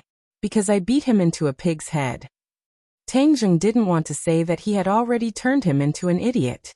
Then he will still go back after he recovers. Besides, I don't want to stay here any longer. I want to be in the same class as you. I want to be by your side. There was a deeper reason for Fang Shishir's decision. Although there was nothing going on between Tang Zheng and Yi Dingdang, the two of them were deskmates after all. They spent a lot of time together, so there was no telling what might happen. It would be too late to take precautions then. This was her little thought, but the starting point was her love for Tang Zheng, so it was understandable. But will the old witch agree? It doesn't matter if she doesn't agree. My dad is a member of the school's board of directors. I still have the privilege of changing classes. Tang Zheng didn't try to persuade her again. Unknowingly, the two of them walked from the city center to the south of the city. The night grew darker and colder. Fang Shishir couldn't help but shiver. You're cold. I'll send you home. I already said that I won't go back. Fang Shishir repeated. But your family will be worried. Just as his voice fell, Tang Zheng's phone rang again. Your mom is calling. Tang Zheng picked it up and looked. Fang Shishir pursed her lips. Tang Zheng, if you don't send my daughter back, then I will call the police. Shi Mengqin sternly threatened. Tang Zheng made a helpless expression towards Fang Shishir and said, Auntie, I will immediately send Shishir home. Don't worry. Hung, at least you know your place. Hurry up. Shishir, if I don't send you back, then your mom will call the police. After hanging up the phone, Tang Zheng said. Fang Shishir unhappily said. She wants to take care of everything. Since I was young, everything was arranged by her. I am just like a puppet. Tonight, she had encountered too many things. Her emotions fluctuated greatly. She cares about you. In the future, we will have plenty of time to be together. Moreover, you don't want her opinion of me to grow bigger and bigger. Tang Zheng advised. Okay. Fang Shishir agreed. The two of them took a taxi to a luxurious villa. Go back and rest early tonight. Tomorrow, we will be together. Fang Shishir said expectantly. And you should also have a good sleep. Don't think about tonight's matter anymore. Tang Zheng warned. Then I will go in. Fang Shishir hugged Tang Zheng, kissed him on the lips, and then reluctantly walked in. This scene was coincidentally seen by Shi Mengqin, who walked out. Immediately, her eyes widened and she said in a low voice, Shishir, what were you doing just now? Nothing. Fang Shishir lightly said. Good, I saw it with my own eyes. You actually dare to lie. The more you follow him, the worse you become. No, I definitely cannot let him leave like this. Shi Mengqin was flustered and exasperated. You are not allowed to go. If you dare to find trouble with him, I will never speak to you again. What? You actually dare to threaten me? I am tired. I want to go to sleep. Stop. Just what did you guys do tonight? Shi Mengqin relentlessly asked. I don't want to tell you. Fang Shishir thought of that humiliating scene, and her mood immediately fell. She only wanted to take a bath and sleep, completely forgetting everything. But her cold reaction was simply disgraceful and abnormal in Shi Mengqin's eyes. How could her previously obedient daughter become so disobedient? This was definitely instigated by Tang Zheng. This little brat has unfathomable motives. He actually instigated my daughter to go against me. Preposterous, simply preposterous. The more Shi Mengqin thought, the angrier she became. If he wants to rely on the Ye family's support to do bad things to my daughter, then he is wrong. I will definitely not let him succeed. In a few days, I will bring Tang Zheng home to eat. You should prepare. Before entering, Fang Shishir's words almost caused Shi Mengqin's jaw to drop. He wants to enter the Fang family so quickly? He must be daydreaming. Whatever. I was worried that I would not have a chance to teach you a lesson. When the time comes, I will definitely embarrass you and let you know that our Fong family's threshold is very high. You simply cannot reach it. The next day, Tang Zheng discovered that Lu Qingmei's gaze towards him was somewhat strange. It was like an eagle looking at a little chick. Damn, last night she almost saw through my flaws. If I continue to tutor her, then one day I will be exposed. Even though he felt that Lu Qingmei was a very good teacher, and that he could absorb a lot of purine energy by being with her, compared to exposing his secret, he would rather choose to maintain a certain distance from her. Tonight I must find an excuse to avoid her. Teacher Lu, come out for a moment. Suddenly, the principal called out from outside the door. Lu Qingmei stopped teaching and walked out. The entire class looked outside, not knowing what happened. A moment later, Lu Qingmei walked in, but there was an extra person behind her. Feng Shishir. Immediately, everyone's eyes widened as they looked at this beautiful school flower, not knowing what was going on. Lu Qingmei's expression was still cold, making it impossible for people to see her mood. She lightly said, "Today our class has a new student, Feng Shishir. For the next 2 months, everyone will be studying together. My name is Feng Shishir. In the future, I will be looking forward to everyone's guidance." Feng Shishir sweetly smiled and gently said. Everyone was stunned for half a minute. What kind of song is this? Feng Shishir is the current #1 in the entire school. Why would she come to the Hell class? Some of the more quick-witted people already thought of a reason. Tang Zheng. So they all turned their heads to look at Tang Zheng in the last row. They discovered that his expression was normal, as if nothing had happened. F***ck, this must be because of Tang Zheng. His luck with women is too good. He actually made Feng Shishir change classes for him. Many people were envious, jealous, and hateful. Why didn't such a good thing fall on their heads? Takashi clenched his fist and thought. Yesterday, wasn't Xiao Fei going to make a move against Feng Shishir? Why is Feng Shishir acting like nothing happened? Could it be that Xiao Fei cancelled his plan? Now that Xiao Fei sees the cooked duck fly away, I wonder what kind of expression he will have.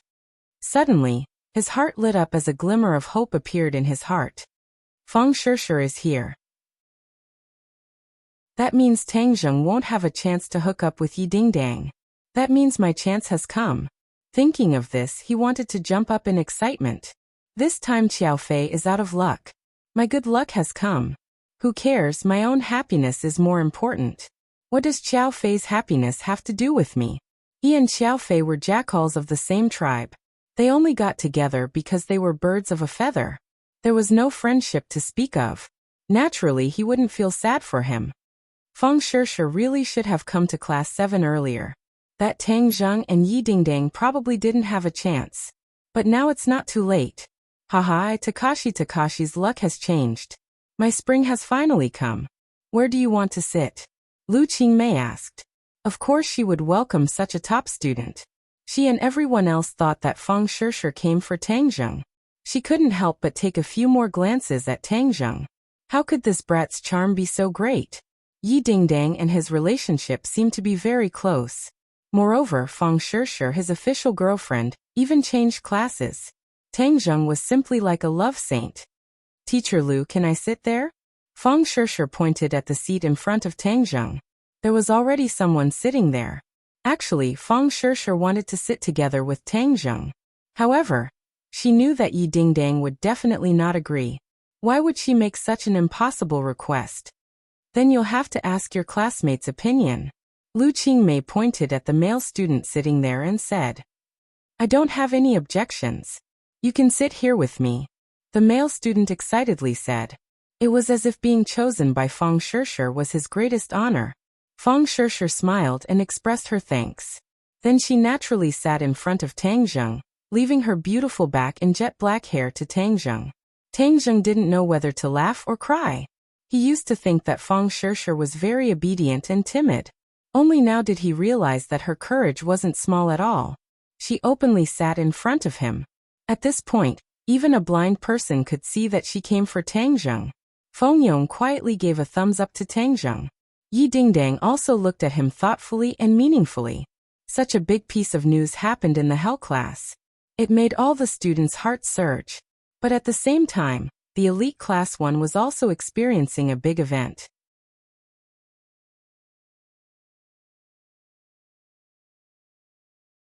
Chapter 63. Feng Shishir decisively leaving Class 1 for Class 7 was like a ruthless slap to Wu Cuihong's face. She had expressed her contempt and disgust for Class 7 on more than one occasion, but today, the most outstanding student in her class actually took the initiative to transfer to Class 7. This was an undisguised slap to her face. Wu Cuihong's anger burned as she really had the urge to kill. The entire class was silent out of fear that they would be implicated. Suddenly Wu Cuihong's gaze fell on another empty seat. Qiao Fei. Where did Qiao Fei go? She unhappily asked. After being silent for a long time, someone finally carefully said, Qiao Fei did not come today. Did not come? Wu Cuihong's face became increasingly ashen, but she did not think too much about it as Qiao Fei was not only the class monitor, but also his family background. Even if he really played truant, she would not be able to do anything to him. Study for this class yourself. Wu Cuihong did not have the desire to teach as she coldly threw down these words and walked out of the classroom. Just at this moment, a middle-aged woman dressed in luxurious clothing walked in with 2 strong men behind her who loudly shouted, Not a single one is allowed to leave. Wu Cuihong of course recognized this person as she was Qiao Fei's mother. Wu Cuihong hurriedly went up to greet her as she forced out a smile and said, Madam Qiao, why did you come? Madam Qiao coldly looked at Wu Cuihong and with an ashen face said, You are also not allowed to leave. Wu Cuihong was suddenly startled as she did not know why the other party was so angry. She hurriedly said, Madam Qiao, did something happen? Of course something has happened. Something big has happened. Someone has grown the guts of a leopard and actually dared to harm my son. I will definitely drag this person out. Madam Qiao said with a murderous look. Wu Cuihong was shocked when she heard this and asked with concern. Qiao Fei is injured? Is his injury serious? What is going on? I also want to ask you what is going on. You are his teacher and yesterday after school he did not return home, and today he was found injured. He is still unconscious and is currently undergoing emergency treatment. Madam Qiao sternly asked. Wu Cuihong said in her heart, What does this have to do with me? But she couldn't directly add fuel to the fire and said, I'm also very concerned about Qiao Fei's injury, but we should first figure out what happened. I remember that he was fine yesterday after school. Then tell us what happened after school. You are his teacher and classmate, so you must know the truth. If you don't tell us today, then no one is allowed to leave the classroom. Madam Qiao's request was unreasonable, causing all of the students to glare at her. What are you glaring at? My son is injured. You are all suspects. If you know the truth, say it quickly. Otherwise, you will have to bear the consequences. Are you being unreasonable? We weren't the ones who hurt Qiao Fei, so what right do you have to question us? Someone retorted. Why? My family is a board member of the school. Anyway, if we don't get to the bottom of this today, no one can leave the classroom. Wu Cuihong felt a headache coming on. Feng Shishir's matter had just passed and now this happened. Could it be that this year was really unlucky for her to have so many troublesome matters come knocking on her door? She suppressed the anger in her heart and said, Madam Qiao, this is definitely a misunderstanding. Students, don't complain. Everyone cooperate, and recall if you saw Qiao Fei yesterday after school. Qiao Fei purposely avoided everyone yesterday after school, so how could he be discovered? Seeing everyone shake their heads, Madam Qiao became unhappy. She thought that these students were not cooperating and said, I don't believe that I can't deal with a group of students. I'll interrogate you one by one. We are not criminals. You have no right to interrogate us. The students were young and full of vigor. They were all the pearls of their palms at home. When had they ever suffered such humiliation? They all retorted, causing the atmosphere to become tense. Madam Qiao was not afraid at all. Instead, she looked at them with ridicule. Suddenly, her eyes fell on 2 empty seats. One of them was her son's, but what about the other one? This meant that there were not all students in the classroom. Call all the students in your class over. Not a single person can be missing. There must be someone who knows the details. Madame Chiao ordered arrogantly as if Wu Tsuehong was one of her subordinates. My class's students are all here.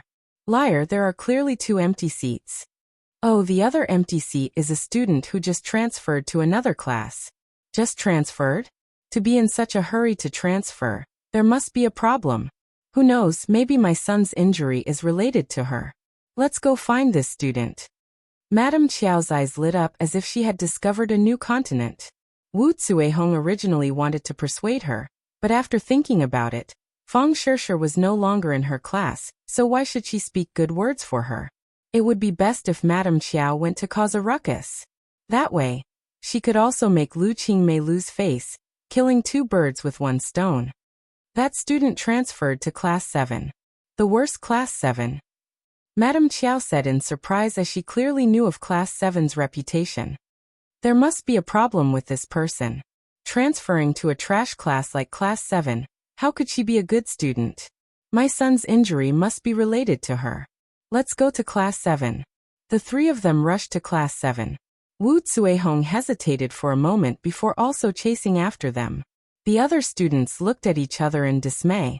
Just what kind of trouble was this? Lu Qingmei was in the middle of her lesson when she heard a ruckus outside. Then the classroom door was heavily pushed open and fiercely hit the wall, making a loud noise. Lu Qingmei immediately raised her eyebrows as she stared at the door with an unkind expression. Coincidentally, she saw Madame Chiao aggressively walk in with 2 strong men. Get out, I'm in the middle of a lesson, Lu Qingmei said without any trace of politeness.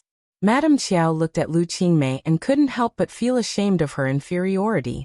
At her age, what she hated the most was seeing others younger and prettier than her. However, there was no doubt that Lu Qingmei was younger and prettier than her. In front of Lu Qingmei, she was like an old tree branch. Thus, she didn't have a good expression towards Lu Qingmei and said, "You still want to go to class? No way. Hand over the student that just transferred from Class 1. Lu Qingmei was secretly astonished. Just who was this crazy woman, and why was she looking for Fang Shishir? Who are you? Lu Qingmei asked. Heng, who am I? I am someone you can't afford to provoke. Let me tell you, hurry up and call that person out. Otherwise, I will make sure you lose your job. Madame Chiao said overbearingly. Lu Qingmei obviously saw that her background wasn't ordinary. But how could she be afraid of her? She jokingly said, "You want me to lose my job? You don't have the qualifications. My family is a board member of this school. You say I don't have the qualifications?" Lu Qingmei's expression didn't change as she said, "So what if you are a board member? I am in class, so even if you are the emperor, you still have to get out." Lu Qingmei was a person who would become stronger when faced with a strong opponent. Madame Chiao wanted to use her status to pressure her, but she didn't fall for it. Seeing the unyielding Lu Qingmei, Madame Chiao was both angry and amused. In all these years, no one had dared to speak to her like this. She directly walked in front of the male student and fiercely slapped the table and said, "Tell me, who is the student that just transferred from Class 1? Who do you think you are? Why should I tell you?" The male student looked at her with disdain and completely ignored her. Class 7 couldn't be compared to Class 1. The students' bones were filled with pride, and they also had the rebellious nature of young people. Even the teachers were unable to subdue them, so how could they be afraid of a woman who suddenly ran in and made a fuss? Madame Chiao angrily said, "You are expelled. Immediately scram." "I think you should be the one to scram." Lu Qingmei walked over. "I will say it again. Please leave my classroom. I want to go to class." "What kind of class is this? Who is the one that just transferred from Class 1? Stand up for this old lady." Madame Chiao slapped the table and angrily roared. Many people subconsciously looked towards Fang Shishir.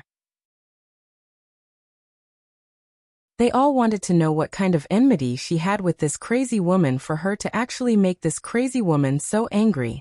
However, no one said anything about Fang Shishir. Instead, they all angrily stared at Madame Chiao. Seeing Madame Chiao being rude to Lu Qingmei again and again, many people angrily stood up. This anger quickly accumulated and finally exploded into a shocking roar. Scram! The sound was so loud that the floor seemed to tremble. Madame Chiao was frightened and retreated 3 steps. If not for 2 strong men supporting her, she would have already fallen to the ground. She was both frightened and frightened. Her chest was heaving up and down as she gasped for breath and said, "Rebel, you guys really rebel. You don't want to talk, right? I have a way to make you talk. You guys go grab a person and interrogate him. I want to see how long you guys can keep your mouths shut." 2 strong men flashed and grabbed a male student. They wanted to pull him out of his seat, but the male student held onto the table with a red face. "Stop!" Lu Qingmei coldly shouted. She wanted to stop them but was blocked by one of the strong men. "If you don't cooperate, then this is your fate," Madame Chiao arrogantly said. "My students, no one can touch them. You will pay the price for what you have done today," Lu Qingmei said in a powerful and resonant voice. The classroom was bustling with noise and excitement. Suddenly someone shouted, "Let's fight it out with them." A few male students raised their chairs and were about to rush forward. Just at this time, Feng Shishir stood up and said, "The person you are looking for is me. Let go of that student." Shua. The noise disappeared in an instant, and everyone looked at her at the same time. "Feng Shishir, don't stand up. There is no reason to talk to these people. Let's chase them out." Someone shouted. "Right, chase them out." Madame Chiao stared at Feng Shishir, another girl who was younger and more beautiful than her. This caused her jealousy to increase. She waved her hand and said, "Grab her for me."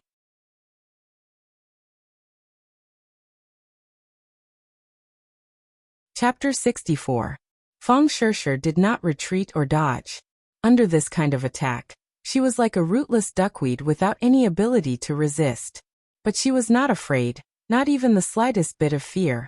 Instead, she was filled with courage because there was a person standing behind her, a person she could entrust her life to. Tang Zheng. Just now, when Madame Chiao barged in and caused a ruckus, the 2 of them guessed that it might be related to Chiao Fei. Seeing that Madame Chiao actually wanted to harm other students, Feng Shishir immediately stood up. The sturdy man's hand was about to grab her shoulder when suddenly, a hand appeared without any warning. Then the sturdy man felt as if his hand had touched a hard piece of steel, and was fiercely bounced back. He felt a burning pain and felt as if his bones were about to break. Tang Zheng had already stood up and stared at the sturdy man. When their eyes met, the sturdy man angrily shouted, "Who are you?" "Scram!" Tang Zheng shouted. The opponent was not even a martial artist, so he had no interest in making a move. The sturdy man's feeling was different. He felt an extremely dangerous aura from Tang Zheng's body. Although the other party's performance was no different from the other students, he still had this kind of feeling in his heart. Even he himself felt that it was ridiculous. "Why aren't you making a move?" Madame Chiao asked. Bang!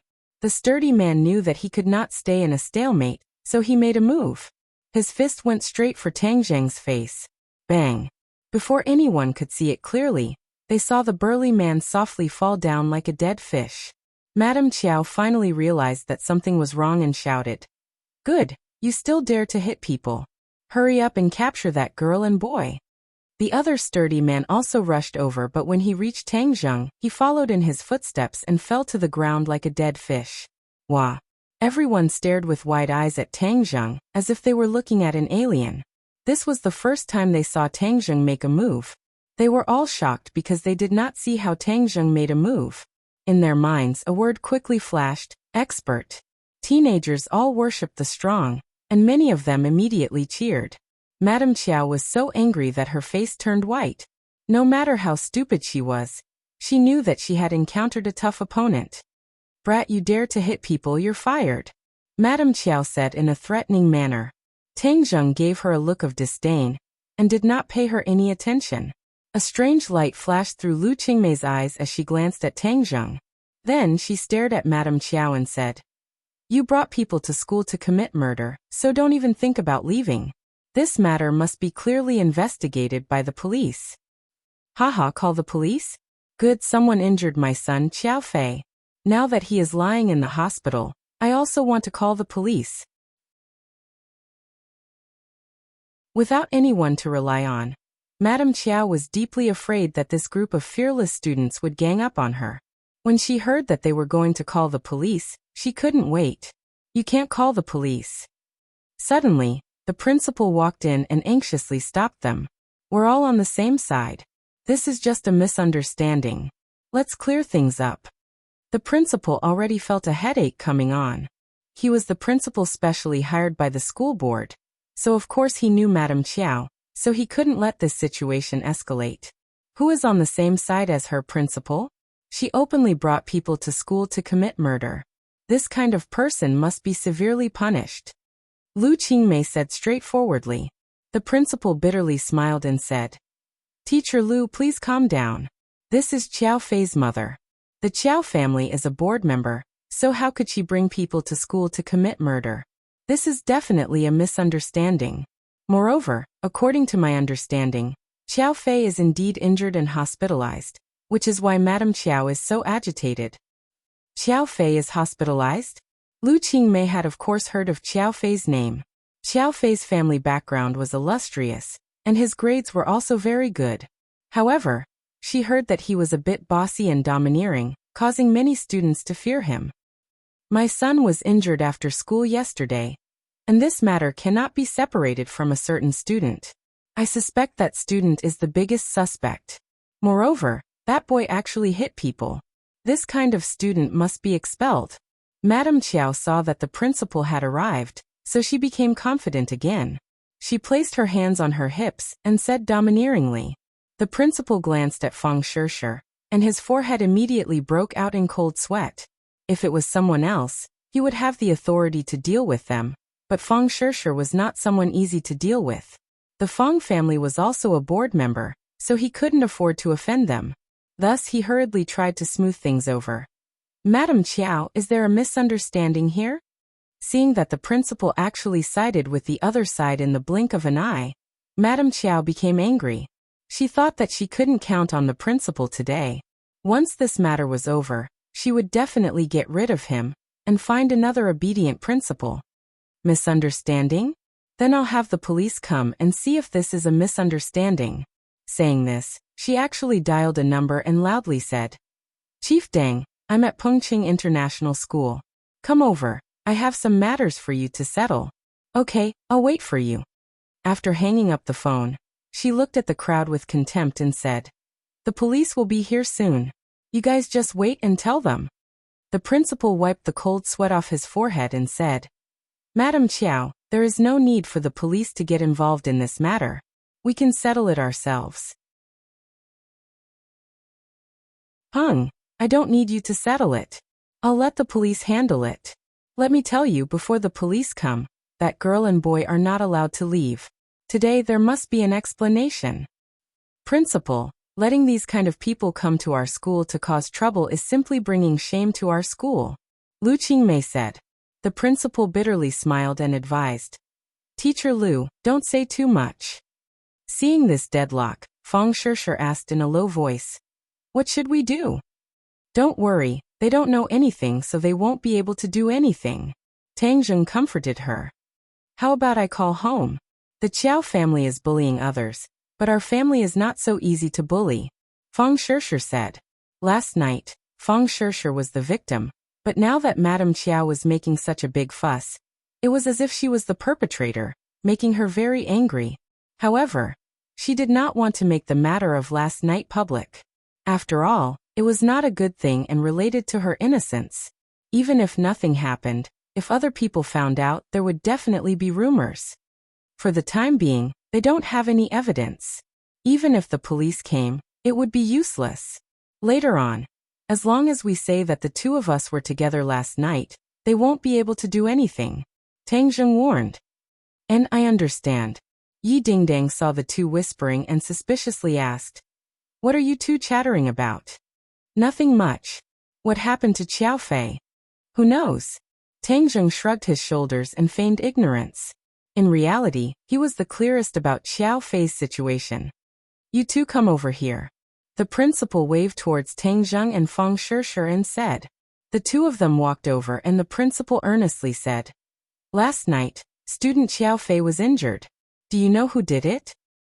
I don't know, Tang Zheng bluntly said. I'm not asking you, stinking brat. Madame Chiao scolded and stared at Fang Shishir and said, What did you do last night? Nothing. Nothing. Who do you think you are lying to? Hurry up and tell the truth, otherwise you will suffer. Madame Chiao fiercely said. Seeing this, the principal advised, Madame Chiao, they are still children. Let's have a better attitude. Madame Chiao glared at the principal, not understanding why his attitude today was so abnormal. It was as if he was secretly helping outsiders. Since she said she didn't do anything, then she really didn't do anything. Lu Qingmei said. Children these days are full of lies. If you believe her, pigs can climb trees. Let me ask you, you said you didn't do anything bad. Do you have a witness? She was with me last night. I can prove it. Tang Zheng said. Lu Qingmei looked at Tang Zheng in astonishment, thinking that he was clearly tutoring her last night, so how could he be with Fang Shishir? But she didn't point it out. You two were together? Madame Chiao stared at Tang Zheng. How could Tang Zheng be afraid of her completely unthreatening gaze as he lightly said, Yes. Now you have nothing to say. Wrongly accusing my student. I will sue you for slander. Wrongly accused or not, the police will know when they come. Madame Chiao didn't want to give up so easily. She had to find the culprit who injured her son. This way, when her son wakes up, she can resolve the hatred in her heart. Just as she finished speaking, several policemen boldly and decisively walked in and waved their hands. Everyone make way. What are you all doing here?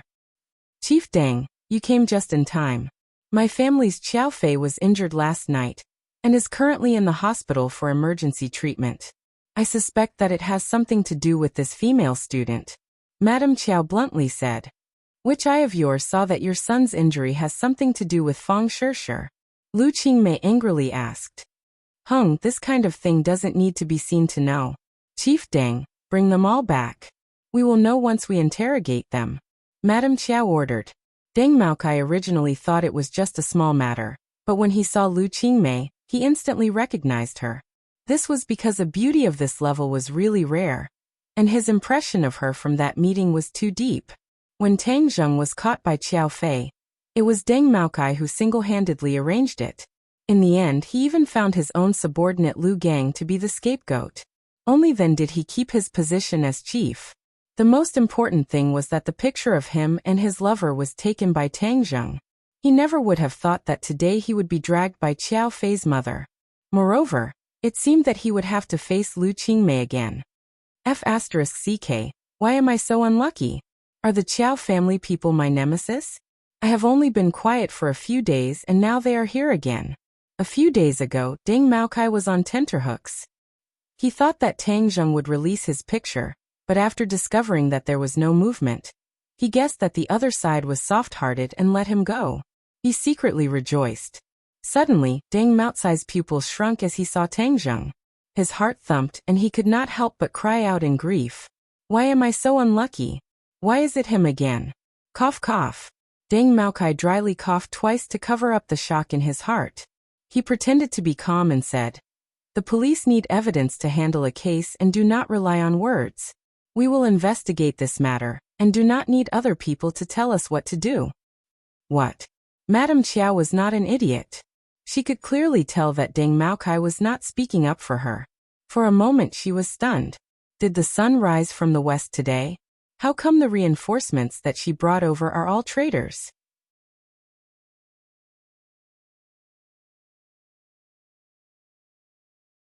Chapter 65. Chief Deng, what do you mean? Madame Chiao asked in disbelief.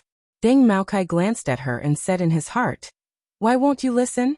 I told you to shut up and I will decide on this matter. But he did not say it out loud as the Chiao family was not an ordinary family in ordinary balance. Tell me, what exactly is going on?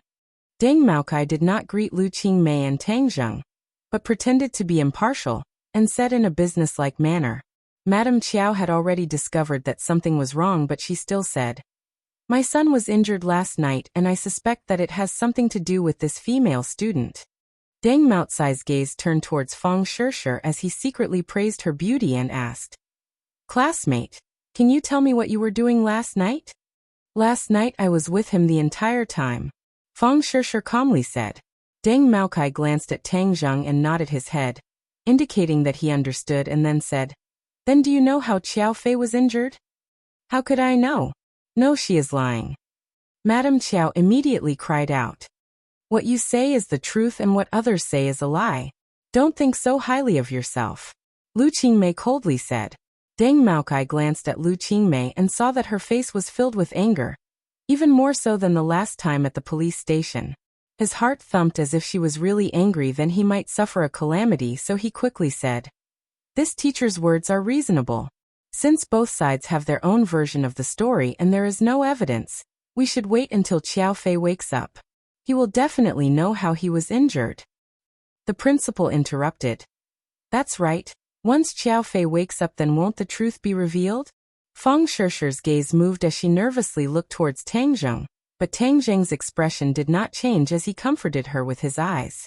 Madame Qiao originally wanted to take advantage of the situation before her son woke up, so seeing that Deng Maokai was not helping her, she already knew that there was an unforeseen event. She unwillingly glared at Fang Shishir and said, Then you just wait. Once my son wakes up, no matter who the culprit is, they will not have an easy time. Ring ring ring. As soon as she finished speaking, her phone rang. After she picked it up, her expression changed abruptly. She asked, Is what you said true? My son has become a vegetable. She held her phone in a daze, as if she had been immobilized. The others also understood that Qiao Fei had actually become a vegetable. This was absolutely explosive news. Many people were not used to Madame Qiao's actions, and were already secretly cheering. Serves you right. Who asked you to be so arrogant? I am #1 in the world. Now you should be crying. No, you won't even have the chance to cry. Madame Qiao did not cry. Instead, her little universe erupted, and like a loudspeaker, she loudly roared. I will kill you and avenge my son. Then, she rushed towards Fang Shishir. Tang Zheng stood in front of Fang Shishir and pulled her to the side.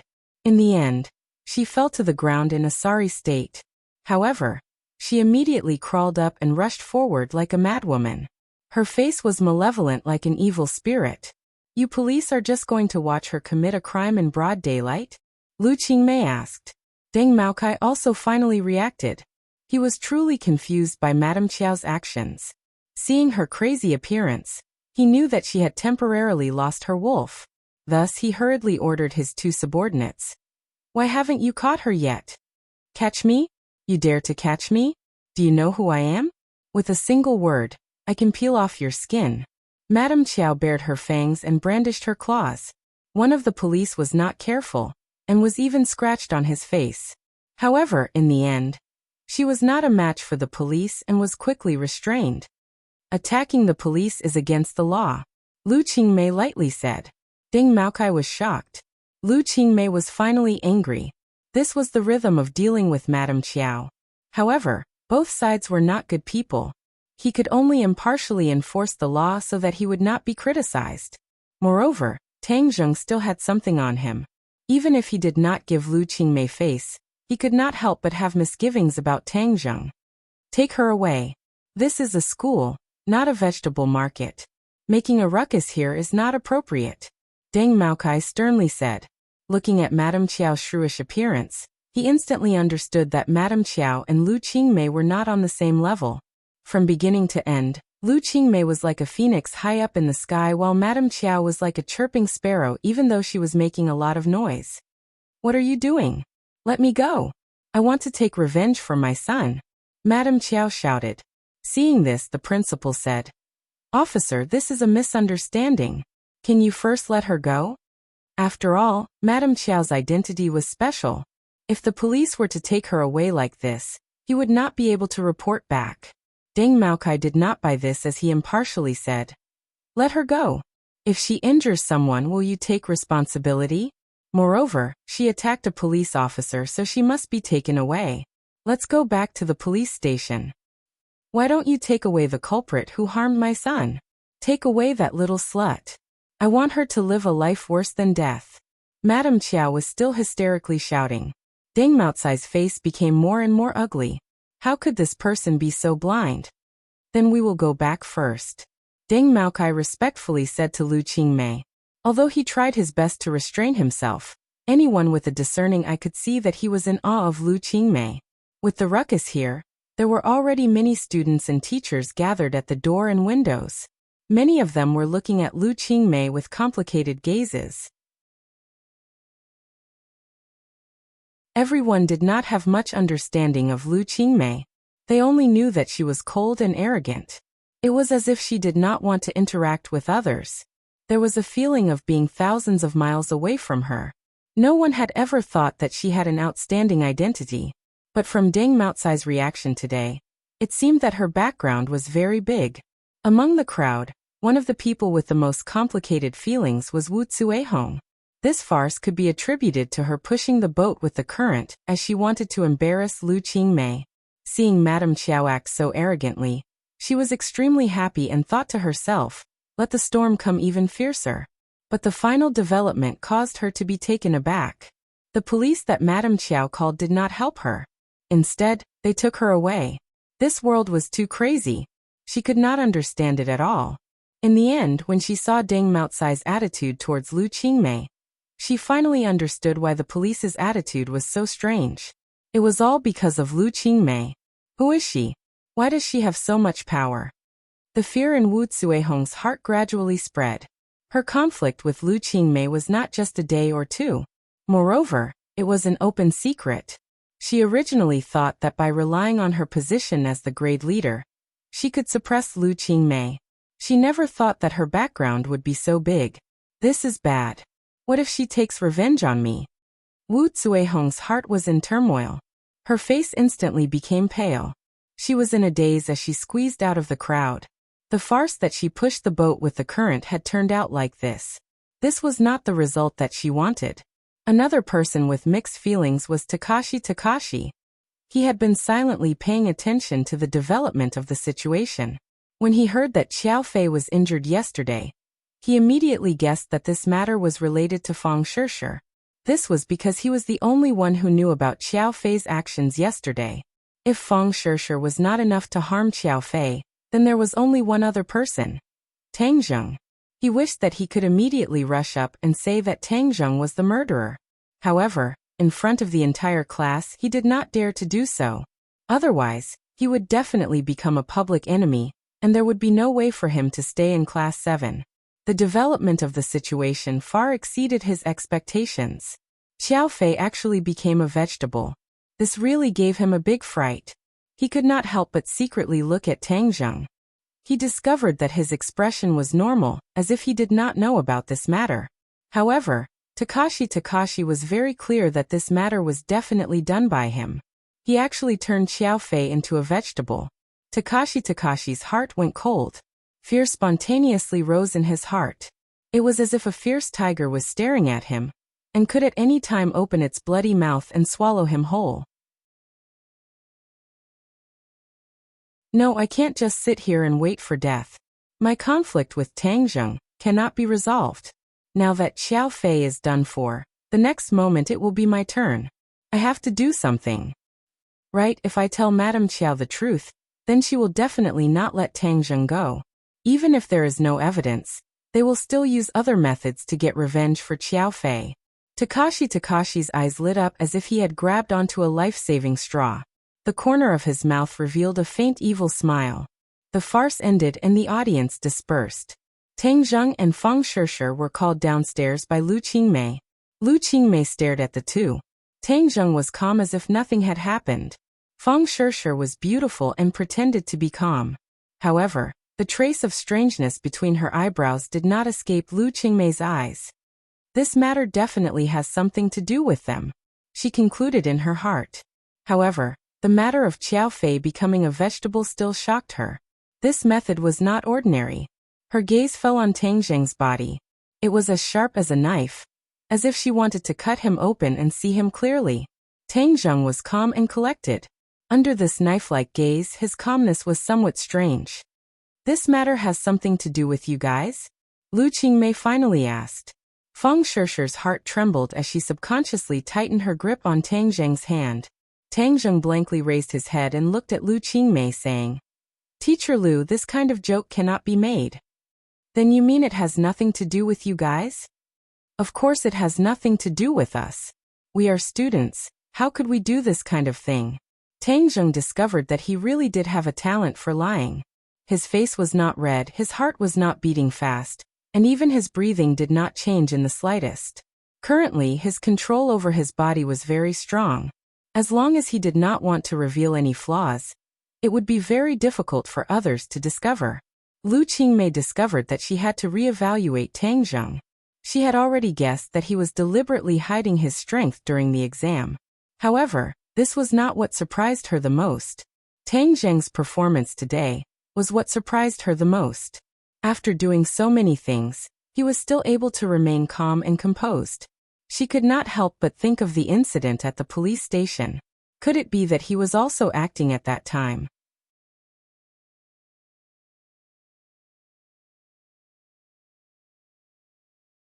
Chapter 66. Then you guys better remember what you just said and say the same to other people. Lu Qingmei warned. Tang Zheng nodded. Of course. Tang Zheng couldn't help but sigh that Lu Qingmei was indeed more formidable than he had imagined. She had already seen through the clues, but she was clearly biased towards him, which was a good thing. However, being together with such a shrewd woman, Tang Zheng was worried that she would discover more of his secrets, so he said, "Teacher Lu, can I not make up lessons in the future? I feel that I can study by myself." "No." Lu Qingmei unhesitatingly objected. She had developed an interest in Tang Zheng and wanted to slowly unravel his secrets before completely exposing Tang Zheng's secrets in front of her. She would very much enjoy this feeling of accomplishment. Tang Zheng saw that the situation wasn't good and wanted to escape, so how could she let him succeed? Their eyes met and Lu Qingmei's gaze was firm. Tang Zheng compromised and scratched his head. If he knew this would happen, he wouldn't have agreed to make up lessons. Now he had picked up a rock and smashed it on his own feet. "It seems like I can only be more careful in the future and hide deeper. Teacher Lu, can we stop for a bit tonight? I'm bringing Tang Zheng home for dinner." Feng Shishi suddenly asked. "Tonight?" Lu Qingmei looked deeply at the two and said, "Fine, I'll make an exception this time." Finished speaking, she walked away. "Why are you inviting me to your home so quickly?" Tang Zheng curiously asked. "Are you not happy?" Tang Zheng squeezed out a smile. "Of course I'm happy." "Don't be unhappy. You're going to my home and not a tiger's den. Moreover, look at Xiao Fei's mom today. She definitely won't let this go. This matter needs to be handled by my dad, so you have to perform well tonight. I'm so outstanding. If I act as myself, I'll definitely win his approval." Tang Zheng bragged. "Shameless. My dad's requirements are very strict. Moreover, he's very strict, so don't be scared when the time comes. Don't worry, I'm very brave." Tang Zheng patted his chest and said, "I know you have a lot of guts. You are Tang Daring. Let me tell you, when I heard that Xiao Fei was in a vegetative state, I was scared out of my wits. Why were you so heavy-handed last night?" Feng Shishi said with lingering fear. Tang Zheng coldly snorted and said, "Letting him become a vegetable is letting him off easy. After what he did to you, I really want to kill him." "Alright, don't be angry. Maybe this is karma. Now that he's in a vegetative state, he won't be able to harm anyone in the future. However, you must remember not to tell anyone about this. Otherwise it will be troublesome." "Of course I know. Tonight, watch my eyes and act according to the situation. You must perform well in front of my father," Feng Shishi instructed. When class started, the two of them returned to the classroom. The commotion had gradually subsided. Many people looked at Feng Shishi with eyes full of affection. At that time, when Madame Qiao wanted to take away a classmate, Feng Shishi bravely stood up. This action undoubtedly won the goodwill of the people of Class 7. Feng Shishi quickly integrated into the group, even faster than Tang Zheng. A small piece of paper quietly appeared in front of Tang Zheng. "Did you do this?"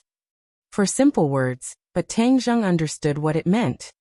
He turned his head to look at the owner of the paper. Yi Dingdang stared straight at him. Tang Zheng returned the paper without giving a yes or no answer. However, in Yi Dingdang's eyes, the answer was already very obvious. Yi Dingdang was a martial artist. She had personally seen Tang Zheng face off against an assassin. That kind of decisiveness and fierceness was not something that a normal person could imagine. Thus, she believed that Tang Zheng was capable of doing such a thing. However, she believed that Tang Zheng was not a violent person. There must be a reason for this. Why? Another piece of paper appeared in front of Tang Zheng's eyes. He stared straight at these 3 words, his teeth involuntarily clenched. Of course there was a reason, but this reason could not be told to outsiders. This matter was related to Fang Shishir's reputation, so he once again pushed the paper back. Yi Dingdang wrinkled her eyebrows and coldly snorted, expressing her dissatisfaction. Tang Zheng turned a deaf ear to her words. His eyes were fixed on the blackboard as he listened to the teacher's lecture. Yi Dingdang unwillingly looked at him, and then looked at Fang Shishir. She thought. Fang Shishir suddenly changing classes must have something to do with this matter. Just what did Xiao Fei do to make Tang Zheng so angry? Her gossipy heart burned, but she was unable to think of a reason. After all, a normal person would not be able to imagine that Xiao Fei would do such a shameless and bold action. This time, the storm spread through the forum at the fastest speed and throughout the school. After all, it was too big of a commotion, and the people involved were too eye-catching. Tang Zheng and Fang Shishir had undoubtedly become the focus of discussion. Many people began to envy Tang Zheng because he was too lucky to have Fang Shishir change classes for him. This special honor made many people cry out that the heavens were unfair. Why did they not have such a good thing? In addition, there were people who pointed out that Class 7 had 2 campus beauties. One was Tang Zheng's official girlfriend, and the other was his rumored girlfriend. This seemed like there was going to be a good show to watch. It was easy to start a war between women, especially beautiful women. Moreover, there was a man between them, so this war was bound to break out.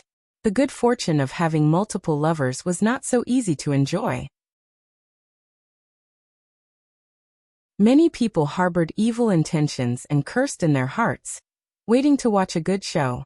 The person involved did not care about other people's thoughts. This was because Tang Zheng had already sat in the Fang family's car, preparing to attend the banquet. Was this a Hongmen banquet? Tang Zheng did not know.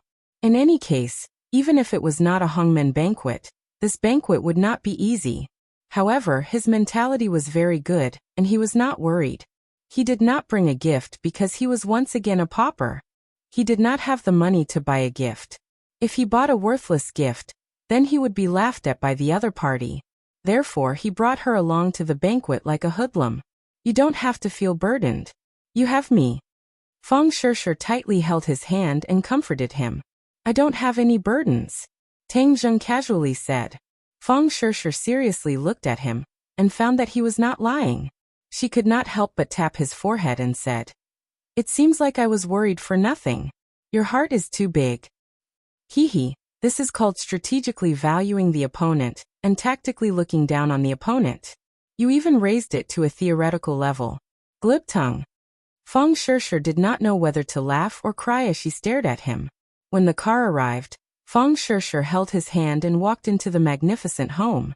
She changed her image of a good girl from before, and seemed to want to use this method to declare her determination. Perhaps this was a counterattack to her mother's decision. When Shi Mengqin saw the two's intimate appearance, her originally unsightly expression dropped to the freezing point, and she almost went berserk. Fang Shishir acted as if she did not see her expression. She walked with Tang Zheng in front of her parents and naturally said, "Dad, Mom, this is Tang Zheng." "Hello, Uncle and Auntie," Tang Zheng courteously greeted. Shi Mengqin coldly snorted, not even giving him a friendly look. Fang Shishir unhappily pouted, and then looked at her father. Fang Chonghua calmly nodded his head and said, "Little Tang is here. Quickly sit down and rest." Fang Shishir was somewhat happy. Her father was indeed much better than her mother. She gave her father a sweet smile and pulled Tang Zheng to sit down. "Little Tang, how are your studies in school?" Fang Chonghua amiably asked like an elder. "Not bad. Tang Zheng replied. Feng Chonghua smiled but did not say anything. He did not continue to ask this question. Little Tang, who else is in your family? My family only has me and grandfather. Feng Chonggua's smile increased by several degrees. Little Tang, what plans do you have for the future? For now I don't have any. The smile on Feng Chonggua's face was already very thick and he did not ask any more questions. Little brat, this person is very cunning. Tian Chanzi suddenly said. Tang Zheng was slightly startled and said, Why do you say that? Did you not hear the hidden meaning behind his 3 questions? Tang Zheng's heart moved. These 3 seemingly simple questions actually contained a deeper meaning. The first question was about his studies. Tang Zheng was ranked last in the entire school. This was something that Xi Mengqin must have already investigated. Feng Chonghua clearly knew the answer to this question. This was because he wanted to embarrass Tang Zheng. The second question was about his family. Tang Zheng's family was poor and the difference between his family and the Feng family was like heaven and earth. This was another blow. The third question was about his plans for the future. Tang Zheng honestly said that he only wanted to deal with the high school exam and quickly increase his cultivation. As for other things, he really did not consider them. The 3 questions advanced layer by layer. In reality, it was related to a person's soft and hard power. In the eyes of outsiders, Tang Zheng did not have any strength, so when faced with these 3 questions, they would feel ashamed of their inferiority and retreat. However, what Feng Chonghua did not know was that Tang Zheng was a cultivator. These 3 important questions were not worth mentioning to him. He was not ashamed of his inferiority because of these 3 questions, so he did not realize Feng Chonggua's intentions. But Heaven Monk was old and experienced. He saw through Feng Chonggua's thoughts with a single glance. Tang Zheng originally had a good impression of Feng Chonghua, but after hearing Tian Chanzi's words, he understood that Feng Chonghua was much harder to deal with than Xi Mengqin. Xi Mengqin's dissatisfaction was expressed on her face, but Feng Chonghua did not show any expression. A smiling tiger. Feng Chonghua was a smiling tiger. Tang Zheng could not help but feel a burst of helplessness. This really was a feast at Hongmen. Feng Shishir did not think that her father's questions would have such a deep meaning. She saw the smile on her father's face become wider and wider.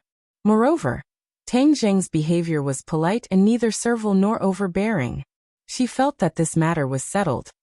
If I knew that father was so easy to talk to, I would have brought Tang Zheng home earlier. After that, Feng Chonghua did not ask any more questions. Instead, he passionately urged Tang Zheng to eat more. If not for the fact that Tang Zheng already understood his intentions, he would have been deceived by his enthusiasm. After the meal, Feng Shishir passionately brought Tang Zheng to tour her home. She was like a little angel. At this moment, she felt that happiness was so close that it was at her fingertips.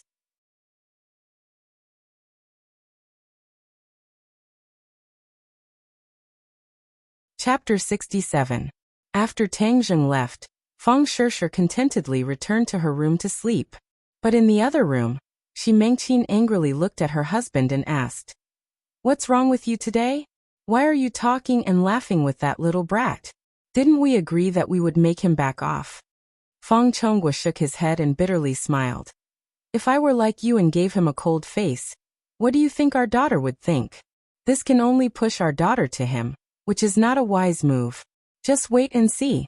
Although that brat is calm and collected as if nothing has happened, his heart must have undergone an earth-shattering change. He must have realized the difference between him and Shishir. Just realizing is not enough. This kind of person is just a toad wanting to eat swan meat. Our family Shishir is so outstanding. Even if he is thick-skinned, he will not let her go. Xi Mengqin said worriedly. Of course I still have a backup plan. I am already contacting a foreign university. After Shishir's high school exams, I will send her abroad. At that time, the two of them will naturally end up separated. Xi Mengqin's eyes lit up as she said, "This is a good idea. Why didn't I think of this idea? You only thought of using violence to stop him. How could you not use your brain? Alright, in our family you are the smart one. Since you are smart, then what exactly happened at school today?" Xi Mengqin suddenly wrinkled her eyebrows. Fang Chongguo's face sank as he said, "Just now Shishir already told me what happened at school.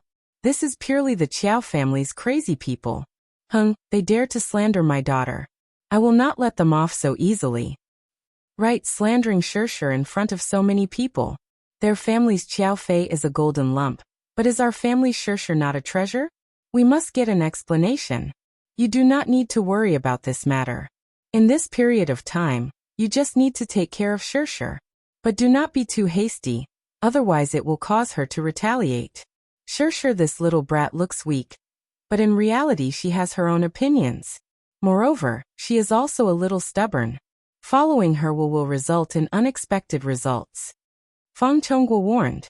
The Qiao family was brightly lit. Madame Qiao had already returned home, so Deng Maokai naturally did not dare to do anything to her. In the end, he carefully sent her home. However, she was so angry that she couldn't take it out on Deng Maokai. Another piece of news made her even angrier. A student told her a piece of news that made her flabbergasted. Last night, Qiao Fei actually wanted to make a move on the pretty girl who had just transferred to another class. This piece of information was too crucial. Originally, she had only thought that this matter was related to Fang Shishir. After all, there was no direct evidence. But this news was indirect evidence. She knew her son's style very well, but she didn't think that this was a bad thing. It wasn't a bad thing for a boy to be romantic. Moreover, Qiao Fei had the capital to be romantic. She even thought that it was a girl's fortune to be liked by Qiao Fei. However, this girl's background was not simple. She was actually the daughter of the Fang clan. The Fang clan and the Qiao clan's strength were on par. If this matter were to be made public, the two clans would definitely become sworn enemies. That student also provided an important piece of information. The boy by Fang Shishir's side was her boyfriend. Moreover, he was skilled. Qiao Fei definitely suffered under his hands. Madame Qiao could almost imagine the scene at that time. Qiao Fei's actions were somehow discovered by Tang Zheng, and then Qiao Fei was beaten into this state. "Son, I definitely won't let the murderer get away with it. I can't do anything to that little hussy, but can't I deal with a poor student with no background? I want this poor student to disappear from this world. What's the use of you being able to fight? A single bullet is enough to get rid of you." Spending money to buy a life was not a difficult matter for the rich. There were too many fugitives who would do such a thing as long as you could afford it. Of course, the Qiao clan could afford it, no matter how much it was. In the next 2 days, Tang Zheng's life was very simple. During the day, he attended classes, and during the night, he carefully dealt with Lu Qingmei, not letting her discover any more secrets. But the more he was like this, the more curious Lu Qingmei became. But she was not impatient, and prepared to slowly break through Tangzheng city. Tonight he asked for leave again. Because 5 days had already passed, he had to think of a way to pay for his school fees. 100,000 yuan was not a small amount. He could not practice martial arts, nor could he gamble, so he could only use other methods. Although he had a lot of skills, he could not exchange them for money. But after thinking about it, he still found a way to earn money. Selling medicine. Yes, he wanted to sell the life-continuing pill. The life-continuing pill was incomparably precious, but in Tang Zheng's eyes, he did not need it for the time being. It was useless, so why not use it? But the life-continuing pill was too mysterious. Would other people believe it? He did not have 100% confidence. Desperate times call for desperate measures. In this world, there are many rich people who are afraid of death. There will always be people who are willing to give it a try. As night fell, Tang Zheng wore a large hat and covered himself up tightly as he sat near the entrance of the hospital. In front of him was a piece of paper with 3 large words written on it. Life-continuing pill, 200,000. 200,000 yuan to buy 10 years of life. It was a profit for the other party, but Tang Zheng did not dare to ask for too high a price. He was afraid that he would scare away the customers. But when he sat on a small stool with this piece of paper in front of him, he still attracted many strange gazes. Life-continuing pill? F***CK. These Jianghu scammers don't even have a draft when bragging. Someone mocked. Tang Zheng's expression did not change. His eyes were slightly closed, as if he did not hear anything. He muttered to himself, giving off the feeling of a Jianghu scammer. 200,000 yuan? Why don't you go rob a bank? No need to look, this is definitely a scam. The crowd discussed animatedly. Not long after, they dispersed. Afterwards, several people came over to take a look. Then they all shook their heads and walked away. A middle-aged man who was also sitting on a small stool with bottles and jars in front of him finally could not bear to watch any longer. He reminded, "Brother, you won't be able to cheat money like this. Although there are many patients in front of the hospital and there are ample resources, but after all, people nowadays are not idiots. You see, I sold a lot of the medicine for STD and syphilis because it is trustworthy. This life-continuing pill, TSK, is too unreliable. You are bragging too much. It seems like you are still not skilled enough. Maybe your master did not pass down his true skills to you." Tang Zheng looked at him and did not comment. He was not a Jianghu scammer. You are the real Jianghu scammer. Brother, I advise you not to set it up today. Come back tomorrow with a different set of clothes. Even if you want to cheat, this is not the way to do it. That person earnestly advised. Those who are willing will take the bait. Tang Zheng lightly said. F***ck, everyone is not an idiot. Moreover, even an idiot would not believe this. That person did not know whether to laugh or cry. He shook his head and thought that this brother must have gone crazy thinking about money. Just as he finished speaking, a pair of feet appeared in front of Tang Zheng. This pair of feet was wearing black stockings. The feet were very slender and well-proportioned. A pair of beautiful feet. Life-continuing pill. Can it really continue one's life? A charming voice asked. Just listening to this voice would make one's bones go soft. The scammer swallowed a mouthful of saliva. In his heart, he thought that there really was an idiot who took the bait. He hurriedly raised his head to look, and saw a charming young woman staring straight at the three words, life-continuing pill. Beauty. Top-grade beauty young woman. Not only was this young woman beautiful, but her entire body emitted a mature charm that made people's hearts beat faster. The scammer could not help but stare at her in a daze. The beauty did not pay attention to the scammer's gaze. Instead, she continued to stare at the three words, as if the three words had a magical power. Tang Zheng said that this woman was really beautiful. He had seen several beautiful women before, but compared to them, they all had their own merits. Life-continuing pill. Of course it can continue one's life. Tang Zheng's reply was resolute and decisive. Suddenly she shook her head and bitterly smiled. Her eyes were filled with unconcealable loneliness and pain. She muttered to herself. I actually believed in this kind of Jianghu scam. I really am an idiot. This is not a Jianghu scam. This is a genuine life-continuing pill. Tang Zheng corrected her. Her gaze finally fell on Tang Zheng. He was wrapped up tightly and was even more of a Jianghu scammer than a Jianghu scammer. The life-continuing pill was too precious. Tang Zheng understood the principle of treasuring a jade ring becomes a crime. This time he urgently needed money, but he did not want to reveal his identity and cause unnecessary trouble. She was originally prepared to leave, but when she heard Tang Zheng's words, she stopped. A voice in her heart shouted, You have already tried so many methods, why don't you try one more? But this is clearly a Jianghu scam. How could there be a life-continuing pill in this world? Another voice argued. What if? If this is true, then it can save Nana's life. Thinking of Nana, her heart felt like it was being ruthlessly cut by a knife. It was a heart-wrenching pain. For Nana's sake, I will try one more time. Holding on to this hope, she squatted down. Tang Zheng's eyes lit up. The people in front of him had all left after ridiculing him, but only she had asked so many questions. Moreover, from her words, it was clear that she urgently needed the life-continuing pill. Business is here. Seeing her squat down, Tang Zheng was certain that the other party had the intention of buying. Tang Zheng had finally found someone willing to take the bait, so of course he would not let her go. Your life-continuing pill costs 200,000? She asked. Yes, not a single cent less. What if you are a scammer? I already said that I am not a scammer. Would a scammer call himself a scammer? Moreover, This is the first time we have met, so how could I completely trust you? Then this business can't be done. Tang Zheng understood the principle of loosening the reins only to grasp them better, so he instinctively refused. Do as you wish. Seeing Tang Zheng so calm, she could not help but secretly laugh. Are all scammers this confident these days? I only have $20,000 on me. If you are not a scammer, then I will pay you the other $180,000, she said.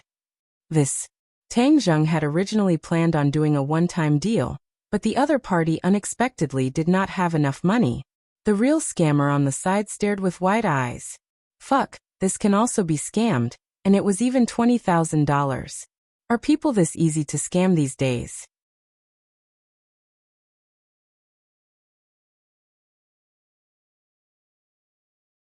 Chapter 68. Seeing Tang Zheng hesitate, the young woman stood up and said, Since you don't agree, then let's forget about it. No, I agree. I'll sell it to you. Tonight I'll pay you a deposit of $20,000. Once the effect is seen, I'll pay you the remaining $180,000. Tang Zheng did not have the confidence to wait for the next customer. The young woman saw Tang Zheng's anxious appearance and hesitated. His performance was like a swindler, but she still held on to a sliver of hope. When will your life-continuing pill take effect? Take it tonight and you'll see the effect. Tang Zheng confidently said, So tomorrow night at this time you can bring the rest of the money to me. These words made the swindler to the side dumbstruck.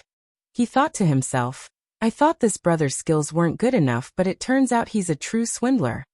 These words were said so confidently as if he himself believed it. What was the highest level of swindling? That was to first deceive oneself. In this swindler's eyes, Tang Zheng clearly belonged to this level of expert. The young woman took out $20,000 in cash from her bag, and Tang Zheng took out a porcelain bottle containing a life-continuing pill. After the money and goods were settled, Tang Zheng did not forget to warn. Give this life-continuing pill to the patient. After sleeping for a while it will take effect. The young woman faintly sighed as if she felt her actions were a bit ridiculous. She did not turn around and walked away. Tang Zheng put the $20,000 in his pocket. This woman did not look like someone who would go back on her words. Tomorrow night she should send the money over. This is bad. What if she doesn't send the money over? He really should have left her a way to contact him. Just now he was only thinking about selling the pill, and neglected such a crucial point. Senior, please accept me as your disciple. In the future I'll follow you. The swindler grabbed Tang Zheng's arm as if he had found a great treasure, and said with incomparable excitement. Tang Zheng stared blankly for a moment. He immediately understood that the other party thought he was a swindler. He bitterly smiled and explained, I'm really not a swindler. That's right. Senior, you're not a swindler. Senior, please accept me as your disciple. I'll do anything for you. Tang Zheng really didn't have the mood to tangle with the swindler. He flung his sleeves and said, You've got the wrong person. Then he quickly slipped away, leaving the swindler stamping his feet in regret. Mu Hongyan walked to the door and shook her head with a bitter smile. She really was too naive tonight.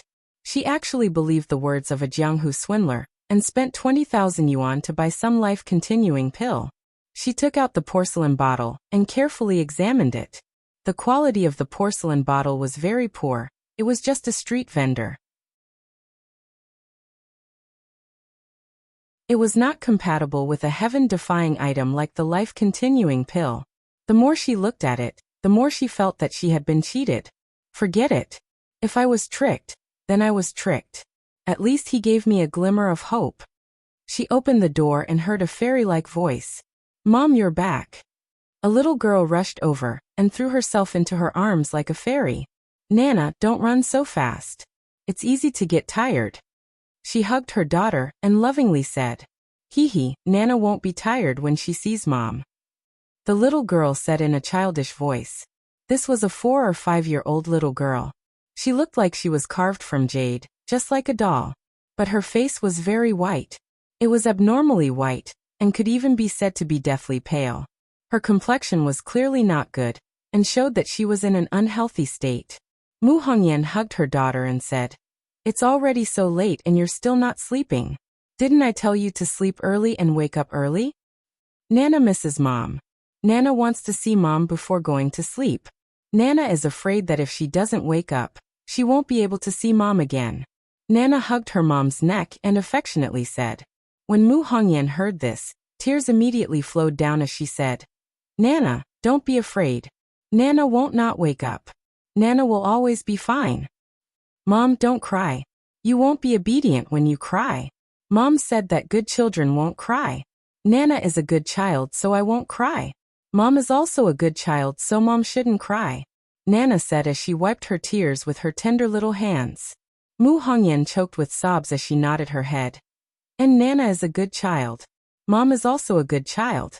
Mom won't cry, won't cry. But the tears still flowed down her cheeks like pearls from a broken necklace. Madam, don't be sad. Heaven helps the worthy. Nana is so obedient and so cute. There will definitely be a way. The servant Mother Wu walked over and comforted her with red eyes. And Nana will definitely get better, Mu Hongyan said, but she didn't dare to believe the truth of her words.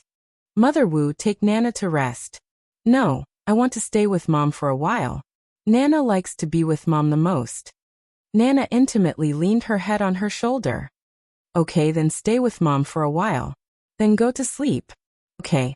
Mom, what's that in your hand? It smells so good and looks delicious. Nana suddenly pointed at the porcelain bottle in Mu Hongyan's hand and said, This is nothing. But it smells so good. Is there something delicious inside? Smells good. Mu Hongyan had a face of suspicion. You really smell it. That's right, it really smells good. There must be something delicious inside, right? Nana is very smart, so she must have guessed right. Nana clapped her little hands and said excitedly. Mu Hongyan was confused. She didn't smell any fragrance, so how could Nana smell it? Nana, sit for a bit. She placed her daughter on the sofa, and then walked to the side with Mother Wu. Mother Wu, do you smell the fragrance inside the porcelain bottle? Madam, I don't smell anything. What is inside? Mother Wu asked in a strange voice. Mother Wu, you go rest first. I'll take care of Nana to sleep later. Okay, madam. You should also rest early. Mu Hongyan stared at the porcelain bottle in a daze. A ridiculous thought appeared in her heart. Could it be that person wasn't a swindler and there really was a life-continuing pill inside? But why didn't Mother Wu and I smell anything? But Nana smelled the fragrance. She couldn't figure it out. Mother, what are you doing? Did you eat something delicious by yourself? Can Nana eat it? Nana also wants to eat. Nana pitifully said. Mother is here. Mother didn't eat anything delicious. Mu Hongyan walked over to her daughter's side with mixed feelings. Nana, there is something inside. Do you want to eat it? Nana heavily nodded her head. She licked her lips and impatiently said, Nana wants to eat it. Such a fragrant thing must be delicious. Mu Hongyan hesitated. Should she give it to her to eat or not? Nana only has a month to live. Even if you don't give it to her, after a month, she will leave this world. But what if this is poison? What if something happens to Nana after eating it? Even if a scammer's medicine is fake, they wouldn't dare to make it poisonous. Otherwise, if someone eats it, it would cause a lot of trouble. Perhaps this isn't some life-continuing pill, but it definitely isn't poison. But if something really happens to Nana after eating it, I definitely won't let that scammer off. Her eyes flashed with a trace of fierceness. There was actually a kind of pressure that came from her. Nana, since you want to eat it, then Mother will give it to you. Mu Hongyan poured the life-continuing pill into her palm. It was sparkling and translucent, just like a pearl. Her eyes lit up. This appearance was very good. Why, it's really fragrant. I want to eat it. I want to eat it. Nana impatiently grabbed the life-continuing pill and directly put it into her mouth. Mu Hongyan stared at Nana, afraid that she would have a bad reaction. But she saw that Nana seemed to be enjoying it. She stretched her waist and smacked her lips, saying, Delicious, it's really delicious. She looked as if she hadn't had enough. Nana, do you feel uncomfortable anywhere? No, Nana is very comfortable. I feel like my whole body is warm. You feel warm? Mu Hongyan asked in disbelief. Nana had a special body since she was young. Her body was basically ice cold and rarely felt warm. But after eating this life-continuing pill, she immediately felt warm. How could this not shock her? That's right. Nana has never felt this warm before. Nana is very sleepy and wants to sleep. Nana said with a yawn. Okay, mother will carry you to sleep. Mu Hongyan carried her daughter into the bedroom, but found that Nana had already fallen asleep in her arms. She was so quiet that she looked like a little angel. Nana is really going to be better. The life-continuing pill is actually real. That person isn't a scammer, but a genius doctor. She felt that she was too lucky. Just when she was about to lose all hope, she met a genius doctor. Moreover, she almost missed it and almost made a mistake that she would regret for the rest of her life.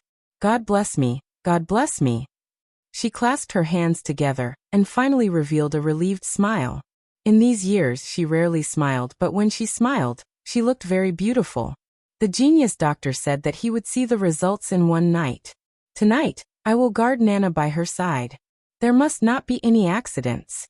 She carefully guarded her little angel.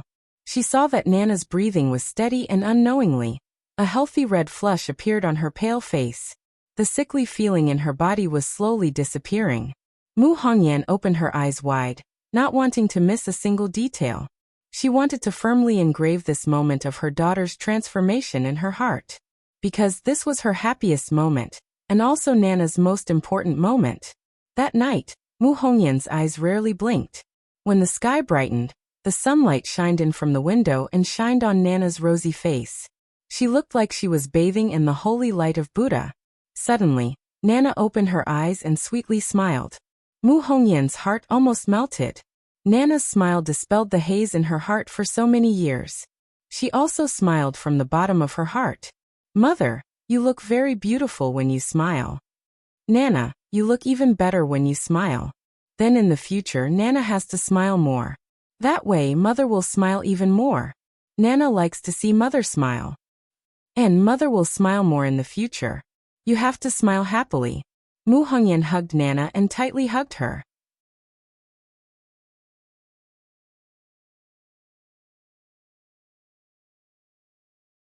Chapter 69.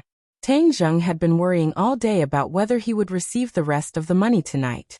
If the other party really treated him as a swindler and did not give the patient the life-continuing pill, or if the patient took the life-continuing pill, but did not want to give the rest of the money, then he would really want to cry but no tears would come out.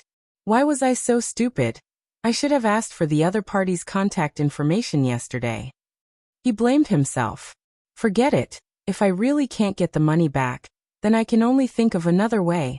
But tomorrow is the deadline. I don't know where he will go to find a way to get the remaining $80,000. A single cent stumped a hero. As night fell, Tang Zheng wore a hat and wrapped himself up tightly as he walked towards the hospital. Suddenly, the figure of the young woman from last night jumped into his eyes, only to see her standing in front of Tang Zheng's stall yesterday, looking around anxiously waiting. The passers-by would occasionally look at her, because she was simply too dazzling. Tang Zheng then realized that other than being mature and charming, she was also emitting a noble aura, causing people to respect her. But this time, she was not alone. She was holding the hand of a little girl carved out of jade. That little girl seemed to have walked out of a fairy tale, causing Tang Zheng to like her at first sight. When Mu Hongyan saw Tang Zheng, she was so surprised that she almost shouted unspecified currency, unspecified currency, unspecified currency, unspecified currency. But when she thought about her attitude towards the godly doctor last night, she realized that she was too rude. She actually doubted the godly doctor and did not even give enough money. The godly doctor had a strong self-esteem. If her actions hurt the godly doctor's self-esteem, and if the godly doctor did not appear today, then she would really regret it to death. So when she saw Tang Zheng appear at this moment, her surprise was so strong, and it was accompanied by a strong feeling of gratitude. She held her daughter's hand and quickly walked towards Tang Zheng, respectfully saying, "Godly doctor, I finally see you again. Thank you for saving Nana." As she spoke, she actually wanted to kneel down in front of Tang Zheng. This scene really attracted the attention of many people. Many people looked at this strange scene. This beautiful young woman was actually kneeling down like a guy wrapped up tightly. What kind of drama was this? Tang Zheng hurriedly pulled her hand to stop her. Her hand was very soft and delicate, just like the world's best jade. Absolutely not. I am truly grateful to the godly doctor. Godly doctor, please accept my bow.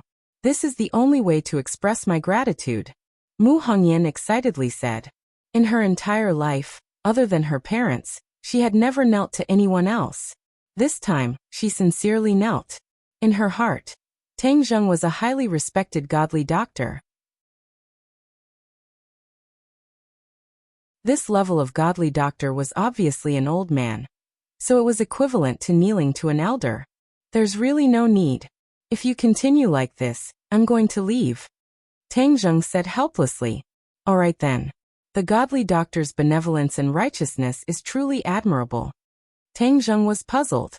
When did I become benevolent and righteous? I only sold a life-continuing pill. However, he was happy to see the young woman like this. This meant that the life-continuing pill was effective. His money was no longer a problem. Mommy, who is he? Nan Nan stared with her black eyes and curiously asked. He is Grandpa Godly Doctor. Nana, quickly say hello to Grandpa Godly Doctor. Mu Hongyan said. Cough cough. Tang Zheng almost choked on his saliva. Grandpa Godly Doctor, was he really that old? Grandpa Godly Doctor, what's wrong? Nana asked. Nothing. Don't call me Grandpa Godly Doctor. But Mommy told me to call you Grandpa Godly Doctor. Good children should listen to Mommy. Nana said seriously. Actually, I'm not that old. Oh, then I'll call you Grandpa Godly Doctor. Nana said with a smile. Nana, don't be rude. Mu Hongyan hurriedly stopped him. Senior, she's just a child. I hope you don't mind. It's nothing, I think it's good to call you Grandpa. Mu Hongyan was dumbstruck. She thought. Could it be that Grandpa Godly Doctor has a child's heart? Grandpa Godly Doctor, this junior has not introduced myself. This junior is called Mu Hongyan. It's my good fortune to be able to meet such an expert like Senior. Senior, the wind is strong here. Can we find a place to sit? Mu Hongyan carefully suggested. Tang Zheng originally planned to take the money and leave. He did not expect the other party to make such a request. Grandpa Godly Doctor, can we find a place to sit? Nana wants to stay with you for a while. Nana looked up at him with her pink face and blinked her eyes. Looking at this girl who was carved from jade, he could not bear to refuse. He nodded his head in agreement. Nana happily clapped her hands and said, Grandpa Godly Doctor is too good. Grandpa Godly Doctor is a good person. Looking at her pure and cute appearance, Tang Zheng felt incomparably happy. He smiled and said, You're called Nana, right? That's right. What's Grandpa Godly Doctor's name? Nana, you can't be so rude as to ask for Senior's name. Nana seemed to understand and said, Oh, then Nana won't ask. Grandpa Godly Doctor, can we go to the tea house over there? Mu Hongyan asked. Tang Zheng nodded, and the few of them walked towards the tea house. Suddenly, Tang Zheng felt his hand being held by a small hand. Nana's left hand was holding her mother's hand, and her right hand was holding Tang Zheng's. Her face was brimming with a satisfied smile. Mu Hongyan was frightened by Nana's actions. She seemed to be afraid that she would make Tang Zheng unhappy. She hurriedly apologized. Grandpa Godly Doctor, Nana is still young, so a child's temperament. Tang Zheng waved his hand and said, It's no matter. Mu Hongyan let out a long sigh of relief. He was indeed a highly respected senior. His breadth of mind was not something an ordinary person could compare to. However, the three of them were indeed a strange combination. Tang Zheng was wrapped up tightly, while Mu Hongyan and Nana were like people who walked out of a story. It was hard not to attract attention. However, the three of them were not ordinary people. They ignored the fiery gazes around them. Seeing Tang Zheng's extraordinary bearing, Mu Hongyan was even more convinced. Mu Hongyan ordered a pot of good tea and personally brewed it for Tang Zheng. Tang Zheng took a sip. Seeing that the other party did not mention the matter of money, he could not help but feel anxious. However, if he were to immediately mention money, especially in front of Nana, He felt that he could not bring himself to say it. Senior, if I offended you yesterday, I will use tea in place of wine to apologize to Senior. You did not offend me. That is human nature. You don't need to be like this. After being called Senior by her, Tang Zheng felt as if he had aged several years. His whole body felt uneasy. You don't need to be so reserved. You make it seem like I am very narrow-minded, Tang Zheng generously said. Seeing that Tang Zheng did not care about these unnecessary formalities, she did not continue to pursue this issue and said, Last night when I went back, I gave Nana a life-continuing pill. The effects were very good. When she woke up this morning, she underwent a heaven-shaking change. Mother, is the life-continuing pill the very fragrant and delicious pill I ate yesterday? Nana curiously asked. Yes, that pill was given to me by Senior Godly Doctor. Wah, Brother Godly Doctor, you are too good. That was the most delicious thing I have ever eaten. Moreover, after eating it, I felt that my body felt warm and very comfortable. Tang Zheng nodded and said with a faint smile, It's good that you like it. In his heart he could not help but sigh. He did not think that such a young girl would have such a difficult life that she would need to use the life-continuing pill. Senior, I have a few questions that I would like to ask you. I wonder if Senior can give me a few pointers? As long as it is convenient, I will do my best to tell you.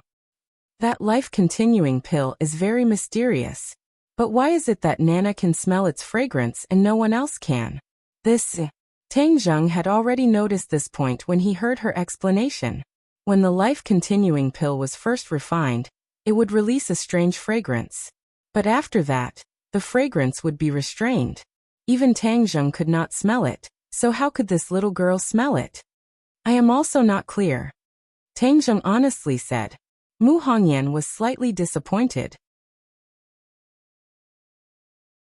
She did not think that Tang Zheng did not know the reason. It should be because it was a secret that he could not reveal. So, she changed the question that she was most concerned about. Senior Godly Doctor, will Nana be completely fine from now on? This time, Tang Zheng was not in a hurry to answer. Instead, he stared at Nana. Nana also stared at him with her large eyes. Occasionally, she would mischievously stick out her tongue. Tang Zheng's eyebrows gradually knit together. He shook his head and said, No. Mu Hongyan originally thought that Nana was completely fine. She did not think that she would be happy for nothing. She felt as if she had fallen from heaven to hell. Her face became pale as she said, Senior, isn't this the life-continuing pill? How could Nana still be fine? Tang Zheng refined the life-continuing pill to save his grandfather. His grandfather was already very old. If he could live for another 10 years, then to Tang Zheng, it would be a very precious thing. However, 10 years was not enough for Nan Nan, who was only 4 or 5 years old. 10 years later, she would only be in her teens. At that time, the premature death of a young girl in the prime of her youth would bring even greater pain to her family. Listen to me. This life-continuing pill can only extend a person's lifespan by 10 years. It cannot extend a person's lifespan by 100 years. Do you understand? 10 years of lifespan? Only 10 years? The teacup in Mu Hongyan's hand fell, and the tea splashed all over the table. She could not imagine what it would be like to lose Nana 10 years later. She simply could not accept this kind of thing. Moreover, Nana's problem is not as simple as you think. The life-continuing pill can extend her lifespan by 10 years, but in these 10 years, her body will be tortured. Tang Zheng's tone changed and became gloomy. Tortured. Mu Hongyan was dumbstruck. She felt that she had been happy too early. The situation had far surpassed her imagination. What torture? Nana is still a child. These past few years, she has already suffered a lot. She is still a child, so this kind of suffering should not happen to her. Nana's hands held her little face as she blankly looked at the two people. She did not really understand what the adults were saying. She seemed to understand and said, Mommy, Nana is not afraid of suffering. As long as I can be by Mommy's side, Nana is not afraid of suffering. Even if Nana suffers too much, she is not afraid. Her face was filled with determination, just like a little adult. You're tuning in to the Li Mei's Sword of Destiny YouTube channel. We're so grateful for your support, and don't forget to subscribe to join us on this incredible journey through captivating stories. Your generosity through donations truly makes a world of difference, as it's the primary source of revenue that allows me to expand and enhance this channel for you. Thank you from the bottom of my heart for being a part of this adventure.